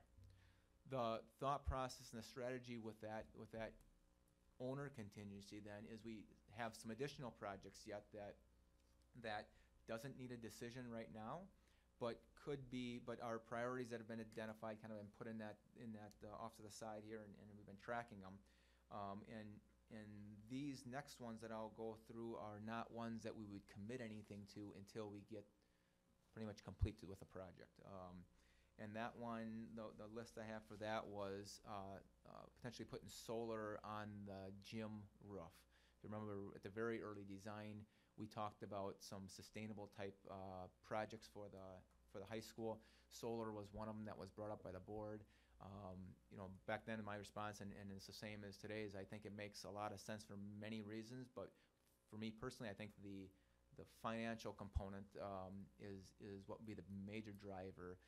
If it is something that's going to get paid off in less than 15 years, basically, if we invest in a solar project and in less than 15 years, that investment is getting 100% paid back, a simple payback, to me, that makes sense for a school, because now every year after that is extra money. There's also other benefits like education, environment. Those other things are certainly other benefits as well. But so that is one that we wouldn't need to pull the trigger on, because we set we have the path going up there. We kind of set the stage. It wasn't a lot of extra expense we had to do to set the stage for that, and allows us to make the decision if we want to go forward with that at the end of the project. So that's kind of on the radar the decision we made probably closer to June or somewhere around there. In the project, we had furniture, wherever we had renovated spaces, we've updated the furniture. Well, there's quite a bit of the building that hasn't gotten updated furniture as well. And the newer desk, a lot of great feedback on those. So, doing more furniture is one that would be nice if there's money left over. Really, the big thing with furniture, when we talk about collaborative environments and learning environments, buildings is one component about that, having the walls in the right spots, but furniture is a big piece of it as well. Some schools that don't have the ability to remodel spaces, they will just update their furniture, and they get better environments for learning and teaching by having more flexible, movable furniture. So that's an area that we're putting off to the side, that we can make a decision next spring, late next spring, whether we want to add more or not. And then phone system is something that district-wide they're looking at doing well. The high school portion of that could be something that funds could be spent on as well. So again, those last three items were stuff that is out in the future, but basically that $800,000 contingency would be there, and if there's money left over from that, that's how we could potentially use some of that money. And also, there's also the ability to not use that. There's nothing that says we have to use those funds as well. So, but overall, on the financial side, I'm very happy with the efficiency that the construction manager has and how they're managing things. They're doing a great job. Drives me crazy when you see money being spent because of just waste or mistakes. They do a good job of staying on top of that. So overall, we're looking pretty good. I have a question with number 5. I know when we had toured the baseball field or the softball field anyway, the concession stand, how it's only angled towards the one field. Mhm. Did you consider moving that? I think you talked about angling it so it can be used for about both fields. Yep. It was a while ago. No, you're right. The baseball field has an announcer stand. Yeah. We positioned the softball field such that if that announcer stand wanted to get rebuilt, right now it's just a wood structure that's there. If that announcer stand wanted to get rebuilt, if that was a priority, we could rebuild that and have that announcer stand serve both the baseball field and the softball field. So you kind of have two windows. One would be facing that way, and the other would be facing that way. So that didn't make the list, but it's certainly something that was talked about and thought was put into it when we put the softball field. So it's certainly up for discussion. I'd see that as one that could be put on that list for a decision that we make next spring or late next spring, whether we want to move forward with something like that. Okay. Yeah. Anyone else with questions? Jeff? In our packet, there was included a mock-up of the gym floor.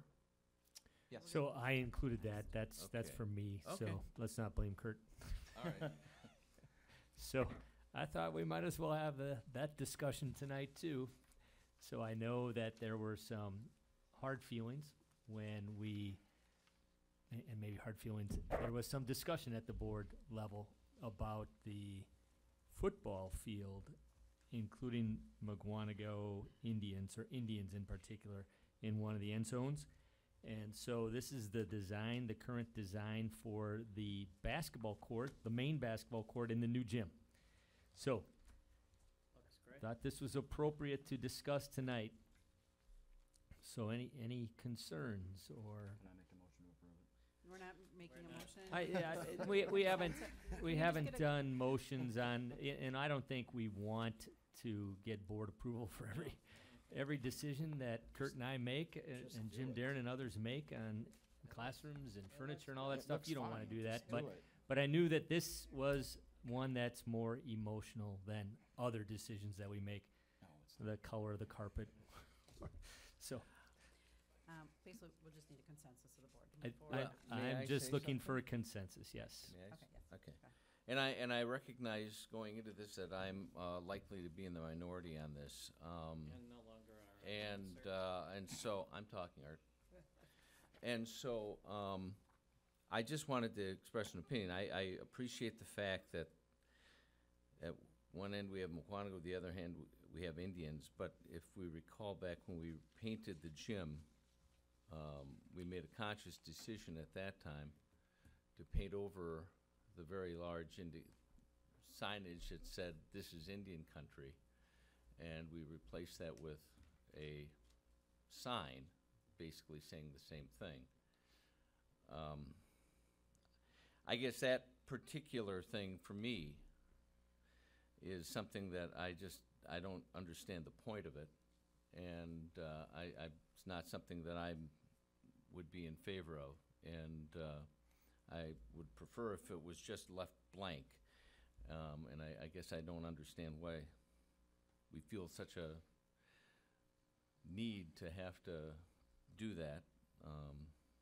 And again, I appreciate, I'm certain that I'm a minority person with that opinion, but I just felt the need to say what I thought. Okay, Craig? So you want, Jeff, you're saying you'd like to leave it blank? Just painted blue with the white, yellow line. And then in the end zones, you could keep McGuanago and Indians on the other end. And just not have "This is Indian country" on the sidelines. We are the Indians, aren't we, Sean? Are we the Indians? Yes. Okay. Okay, let's just make this simple. Those in favor of moving, or I just need a show of hands if you are in favor with this design, moving forward. Okay. All right. Okay, So then thank move you. forward. Thank you. Can I still ask Kurt a question? Yes. We kind of got sidetracked. Yeah, of course. This excess, or the owner contingency, the $800,000, this is still referendum money. That's correct. So, just for my own clarification, if we were to not do 1, 2, and 3 on the bottom, what that $800,000, Tom, maybe you answer this. Can that $800,000 then be used to pay down our debt quicker rather than doing 1, 2, and 3? So that's a little complicated, but Okay, I was just wondering if that's feasible or not even at all. Two different. Yes, that's an option. Any funds that are available at the end of the project can be, there's one of two options. One is to roll them over directly towards when we make a tax levy for Fund 39. We could use the funds for that. Or there's certain bank accounts and governmental accounting procedures that would allow for us to take that money, invest it, and then we pay it off on the back end of the 20 years of debt. So there are options with that. To be clear, I'm not saying I don't want to do 1, 2, and 3. That was a clarifying question. Andy? I just have a question for Kurt. Since we're putting the new entrance in next year, at the entrance to the sports complex, aren't we doing away with all those old ticket booths? Yes. Okay.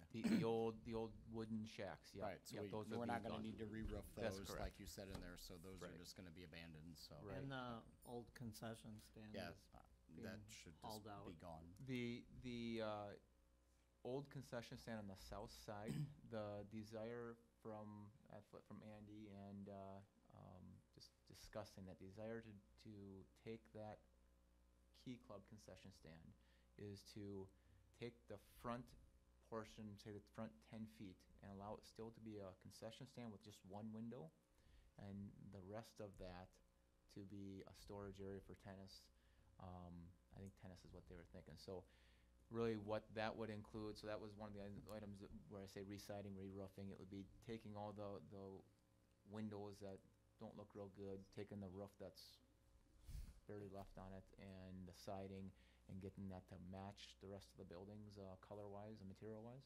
Okay, when was the last time that was used for concessions? Yeah. Yeah, a couple of years ago. Also, I would just like to point out that layout, including the water and sewer, was paid for and brought out there for future plan of having a south concessions and restrooms like the north. And to put any money into that building and try to make it of use there, when, for all I know, that's the next FOMA project or any other organization, I think would be a waste of money, Yeah. time. I would like to see no money go into that and Yeah. use it for, we're giving up maintenance space for education, which I think is an incredible idea. More education space is always better. And if we need to put a standalone building for seasonal trucks, equipment and stuff like that, I'd rather see that money go for that. That way we're planning in the future for future space needs in that for the maintenance department, but making room for education is more important than a concession stand. And that concession, the removal of a complete was an option discussed as well. I think that was really, leaving it like it is, I don't think is a good option, right? It doesn't reflect McGuanago very well. So the two options that were thrown around were, do we just eliminate the building altogether? Or do we put a little money into it to put a roof on it, put siding on it, and allow that existing structure to be some storage? So I could pose that out there, and the more feedback that I got was that they preferred to have that storage area. But I don't have a strong opinion on it either way. Just my strong opinion is we need to do something with it, whether it's eliminating it or making it look a little bit better. We have a bonfire every year. That's an option as well, yes. Still can make bleachers for Arrowhead when they come too. Well, Hey, they put us on wonderful bleachers. But that's We can only do the same for them. Because you're gonna come back in November and ask for final Yeah, approval. I guess if they want to make it a concessions, I want to know they're going to use it for concessions. They're Yeah. not going to put It's money not- into something that it's not practical. is never going to Yeah. be used. I would for that We can purpose. have more discussion about Yeah. that. Yeah, that's When fine, they isn't come it? back later. I would suggest you ask your current concessions director if she would like to staff 2 concession stands versus 1. I not bet I gonna can ask answer her the that. question. I'll let you ask. All right, Good. anything else? Nope, that's all I have. All right, thank you. Thank you, Kurt. Thanks, Thank Kurt. All right, next up, Student Learning Committee, 4K, 18-19 planning. We finally got you, Nick. All right. I only have 2 items tonight, so. I'm coming tonight to start the conversation about 4K for 2018-19. I just want to acknowledge that we have 5 representatives from our 4K community partners who have lasted an hour and 45 minutes waiting for this topic to come up. So I just want to thank them for being here. So Bonnie and Tina and Blake from Kids Connection are here, and Lori and Jenny from the YMCA are also here. So thank you to them for sticking it out. I don't know if you'll have any questions that I can't answer as we go through this discussion tonight, but they'll be great as resources if we need any additional information. So I shared on page 12 of the packet my timeline for establishing what the 2018-19 4K program structure will be.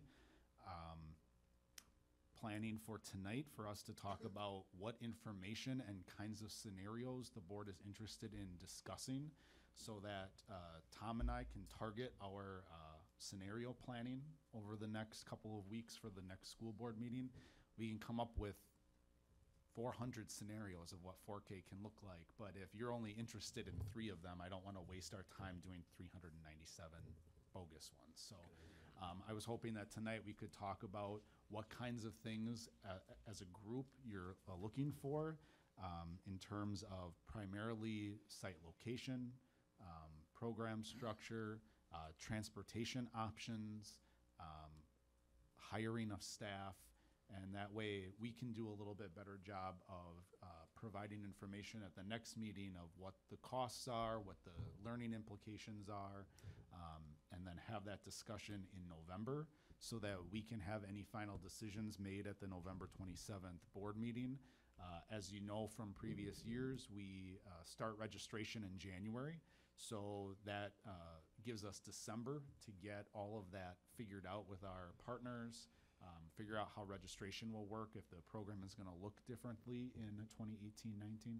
So I guess I'm just interested in what information you would like from us next month and what kinds of scenarios you'd like us to plan out for your information. Art? I would like to discuss the scenario of keeping it exactly how it is and put a lot of focus in on that one. Okay. Okay, thanks, Art. Thank you.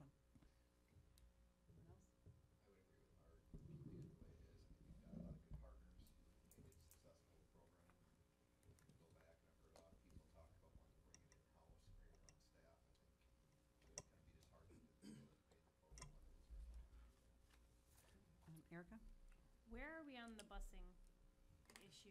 Because I think that has a lot for me. I mean, that's gonna have a huge impact on what I'm gonna ask from you on if, I guess, first things first. How is busing looking? Tom's in charge of busing. So, the path that we're on right now, according to our legal counsel, is correct. We're fine and continuing to operate the way that we are. The parent contracts are good.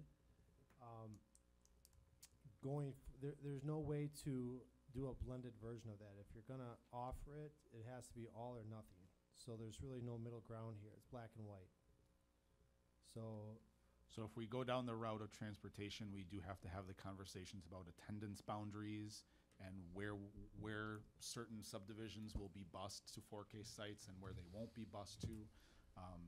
So that's a big piece of that conversation if we want to go down that road of offering busing transportation. Okay, Andy? So it goes from budget neutral to a drain, or is that what I'm hearing? Well, that's why I wanted to know what kinds of scenarios you want us to plan out, because we want to make sure if we do make any decisions about changing transportation, for example, that we've costed that out in a way that we know what we're getting into. So that's part of what we need to determine. Obviously, those midday routes make a difference if we were to go back to running midday buses. I've heard in previous meetings and past years when we've discussed this, there's a strong desire not to have our 4K students on buses with the older students. So if we're running separate 4K routes in the morning and in the evening, that obviously adds additional cost too. But I know that there seem to be board members who are not in favor of having the 4-year-olds on the buses with the 6th graders, which is what we would have to do if they shared bus routes. So again, all those things would be part of the discussion and the scenarios at the next meeting if that's something that we want to discuss. Okay, Andy? Not interested at all in changing the transportation part of it. I like the black and white and how it is now, but what I wanted to say is thank you to our community partners, because I've seen you in learning committee meetings as well, and for you to come support your programs and sit through our meetings, and that, to me, it says a lot, and I wanted to say thank you. Jeff? I agree with Art. I'm comfortable with where we are with things right now and continuing that on. Jill? I would just like to add that as you formulate where we're going next, that we also look at how we can improve enrollment. The last report I have here is probably not 100% current, and I think we're probably maybe maxed out from what I'm looking at, the way it's set up now in terms of number of students per class. Yes, no? No. But let's make sure that we're addressing marketing, what we may need to do if there's a way that we can improve it. And I know that some people think we can probably improve that with busing. I am also not in favor of changing that necessarily, but let's make sure we explore everything so that we can continue to improve the enrollment, to market that this is working, and get more people to bring their children to our programs. Right, so just really quickly, I can clarify that we do have quite a bit of space available. So the YMCA, for example, could have offered a whole nother afternoon session if we needed it.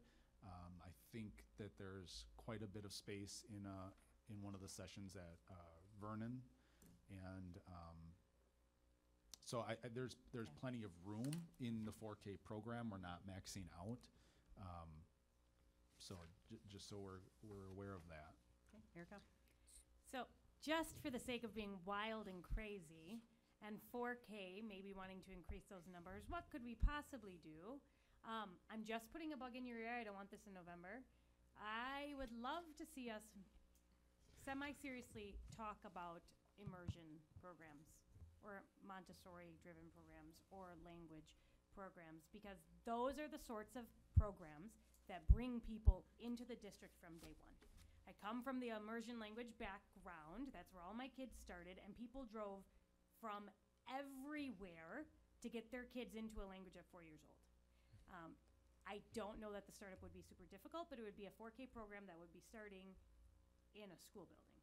It wouldn't be with a community partner. I wouldn't ask them to make sure that they have an immersion language education background.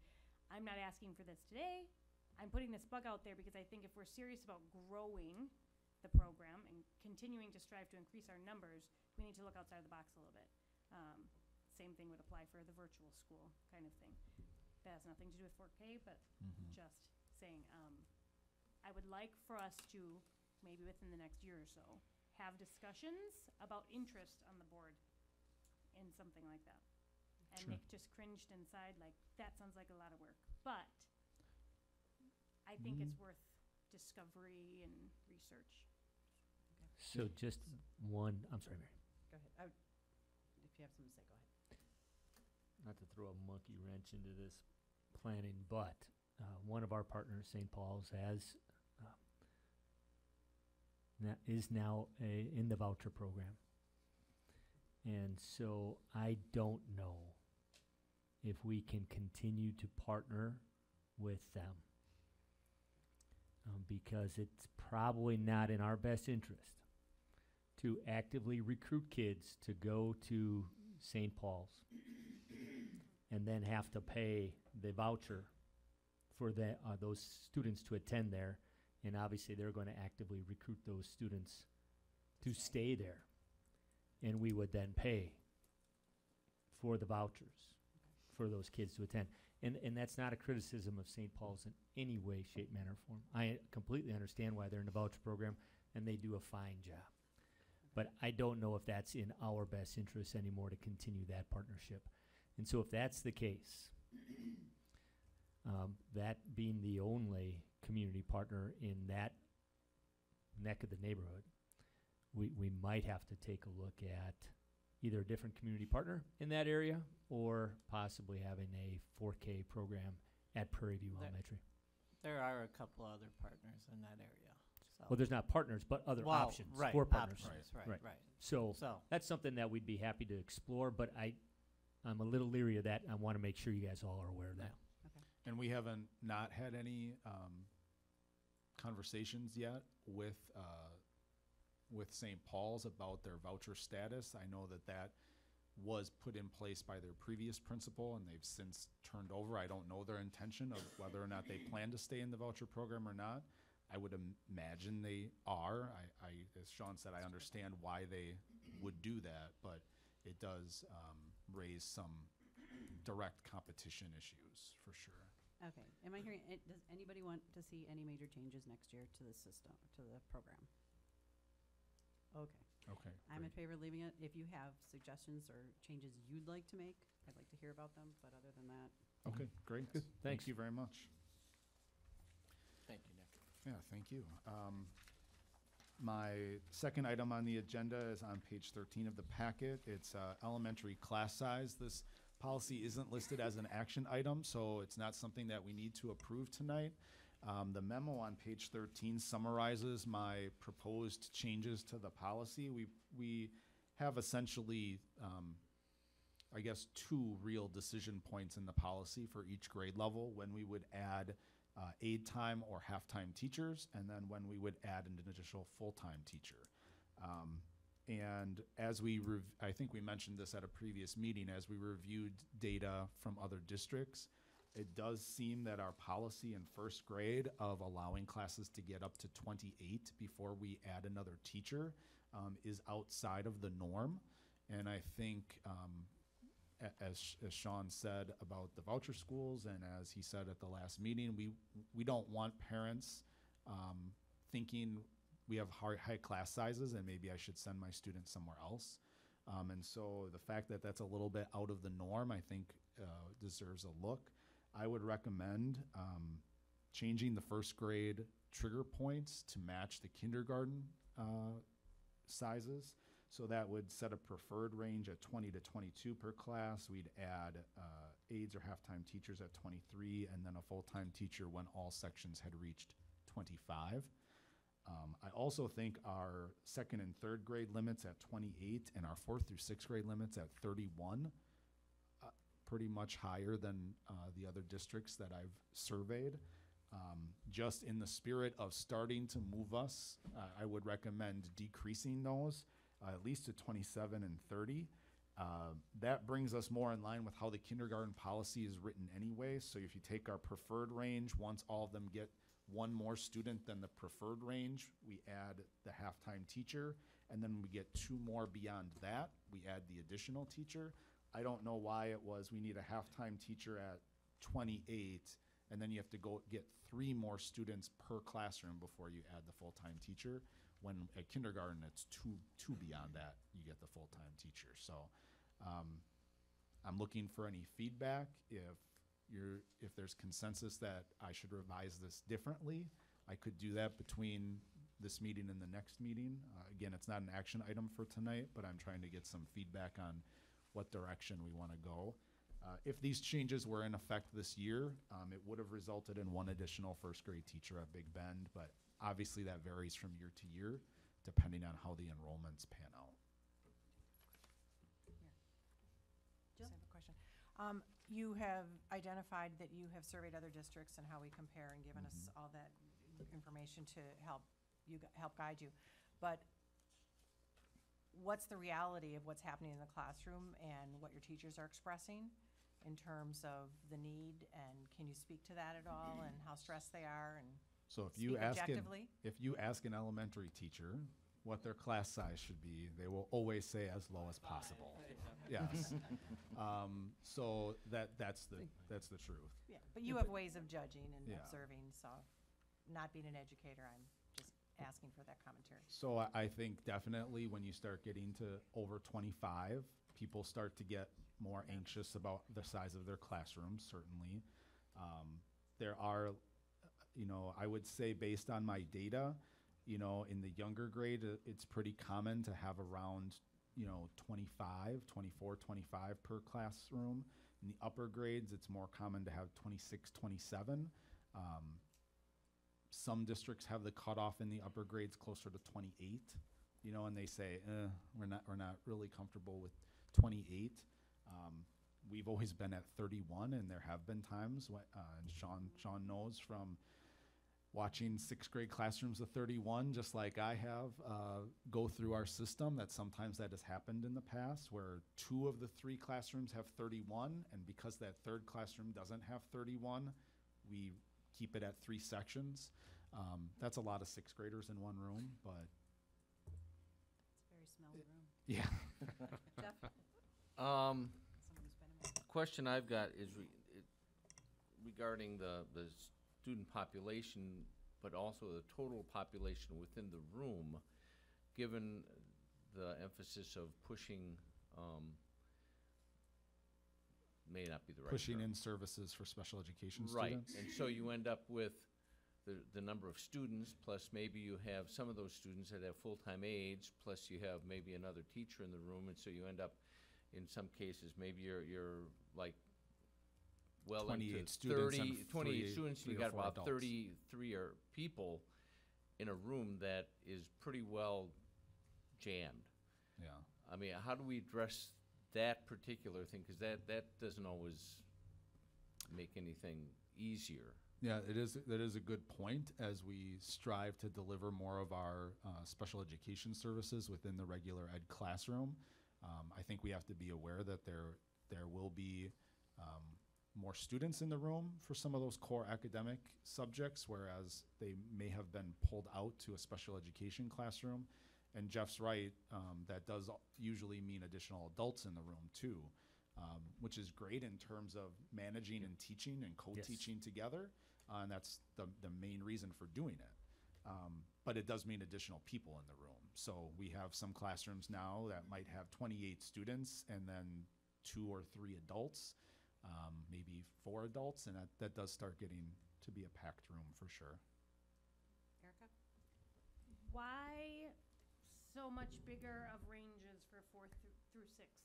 Do we see a lot of additional students coming in fourth through sixth? I mean, if these are the ranges between 20 and 24 all the way up, why does it need to be so much bigger for fourth through sixth? I just feel like these kids are now getting bigger, and now we're allowing more in a room that I don't know that I like that range at all.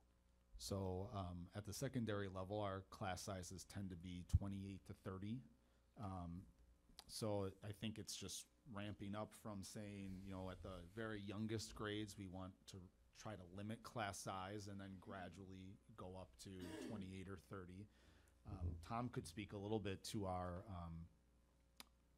enrollment rates as students go, cohort retention rate, I don't know what the heck it's called, right? We'll do enrollment projections in November, so it's coming up soon. And you'll see that we add throughout every class is essentially growing slowly over time here. I know Art's happy to hear that, but that is the fact of the matter that our recent history suggests that the first grade cohort isn't going to contract and shrink, that we pick students up either from kids moving in or open enrollments. So our grade level sizes do tend to increase as the grades go up. So we start off with typically our smallest class in kindergarten, and as that cohort of kids moves grade by grade, we do pick up students. So could be in partial recognition of that too, so that we're not continually adding more classroom sections as the students, that group moves up. Anyone else? So is there a general consensus that this is a good place to start, or? Does anybody want to change these numbers? What I he is proposing? I would just recommend going with his recommendations. I don't hear anybody saying anything different, Okay. so let's go with that. All right, so Great. we'll bring this back for a second reading at the next meeting and certainly continue to monitor as we do more push-in, as we change some of our instructional strategies. There may be a time that I come back and say, you know what, we've rethought these, and 30 is really still too high, and maybe we need to look at something different. But I think this is a good place to start, especially at first grade. Okay. Thank you. All right, on to unfinished business. Superintendent's report? Yeah, very quickly, just wanted to give you an update on because we had mentioned the breathalyzers at Mugwanago High School, the football games. They did do the breathalyzers at 2 football games and the homecoming dance, and there were no positives. I get to hear Nobody from the- tested positive, I guess is the correct way to term it. Good. And they are setting up a system to do it at basketball games too. So we'll have more information on that down the road. And then you guys mentioned that you wanted to be a judge for the chili tasting competition. Does anyone want to serve as a judge for the spelling bee on December 1st at 1:30? If I am always available. I believe that's a Friday, but I'll send an email out, and then just so you know, we'll be looking for 1 or 2 I people did to it do that. before. And Art did it last year. You're the worst speller in the history of spelling. Say what? Yeah. No, I've done Are it we in gonna have the past. answers? They have the answers there in They front of do. you, so. But it is nerve-wracking. We got into a discussion once. With, Yeah, it can be challenging. I think. And that's all I have. I have a question on that. Sure. We talked about the breathalyzers. We were talking about the activities and the changing it to activities. Yes. And So I asked Athletic. Andy and Jim about that. Have they moved forward with that? And or- they have been looking at other districts' policies, and I should ask you, when would you like, I think they're thinking that they want to have this in place for 18-19. So is that the same time frame that you guys have? That what I'm- we're moving toward an And that's activity including code the activities, the and clubs, the the drug, bands, the possible drug testing. everything. So 18-19, and so I think they're thinking they have a little time yet, Okay. but that Oh, will that's- move no, that's forward fine. with I'm that just for wondering next where school they year. were standing on that. Okay. Yes, that's a good question. All right, legislation and correspondence? None at this time. I have a quick announcement. Cherry has a grandson. Oh, good. And the two girls refused to leave the hospital, so. Oh, well, That's she's where she stuck is. there then for a while. That's good news. And, do you have something? The McQuantico Pom and Dance Team has been awarded the Generac Gives grant. Have you heard about that, Sean? My daughter's on the team, and I don't I know saw about her that. picture, and I saw her picture. I knew that was kind of neat. I did They're that. recognizing the dance team for their hard work and energy and community service. That's awesome. And they're going to Cool. help with some expenses for their Florida trip. Really? Except for your daughter. Yeah, I see that. Number two, Quantico girls volleyball team. Yes. They are ranked 6th in the state and play Arrowhead Thursday to go to state. Mhm. Go to I think go to Rest Center. Which is your daughter. And to your daughter, Yes. So yes. that'd be good. Is that She had here? a nice little article. Is that at home? That's at Arrowhead. At Arrowhead, yeah. So there you have So, it. yeah, good luck. Thank you. That's it. All right, any board member questions other than that? Yep, Andy? I just have two. Sean, have we made progress on looking or finding another guidance counselor for the high school yet? I know we talked about that earlier in the year when we had additional monies, being vested in that, and So- additional guidance counselor and another social worker. Yes, so the board hasn't approved those additional positions. We are in the process right now, and as a matter of fact, we talked about it this morning at our administrative council meeting, getting administrative and staff input on what our needs are in the district. So if you recall, and you've seen the list that we have of district needs, and so we've been able to accomplish a lot of those things. We used our savings from the changes in post-retirement benefits and health insurance plan. A lot of that savings was used, you guys approved a lot of different positions. For example, the elementary guidance counselor, Right. the interventionist positions, et cetera, et cetera. So now we need to update that list and identify what our needs are. I do agree that near the top of that list will be more counselors, social workers, mental health experts to help our neediest kids. That still remains a need. So as far as progress, no, but we definitely know there's a need. Can we put some traction behind that? I talked to a guidance counselor the other day, and what does high school guidance counselors have? 450 students per So we have professional? we have four counselors and we have 1,600 plus students, so there are 400 plus Yeah. students each. So, just a thought. Yep. Anything else? Mm-mm. Thank you, Sean. All right, Yep, you anyone bet. else? All right. Citizens' comments? Yes. Well, just to finalize, a comment and a clarification regarding the Mugwanago High School marching band. A clarification, I never meant to say that the band doesn't get any support from the board. It does. What I really wanted to say is that the band goes against bands from high schools with similar population, and those other high schools have a lot more support. So what I really want to start the conversation. So what else can we do for our band? So that's really what I want to get going. I think that's a lot more important than whatever we call it, And not only with band, there are also other school activities that could benefit from more support from our board, our school district. So I volunteer with robotics and some other things, and so I know that support is always needed. So please consider, and let's,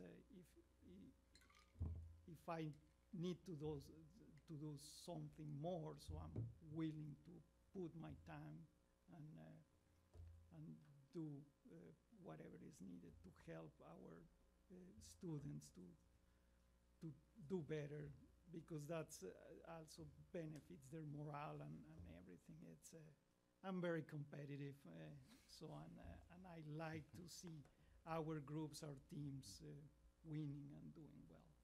Thank you. Thank you. All right, anyone else?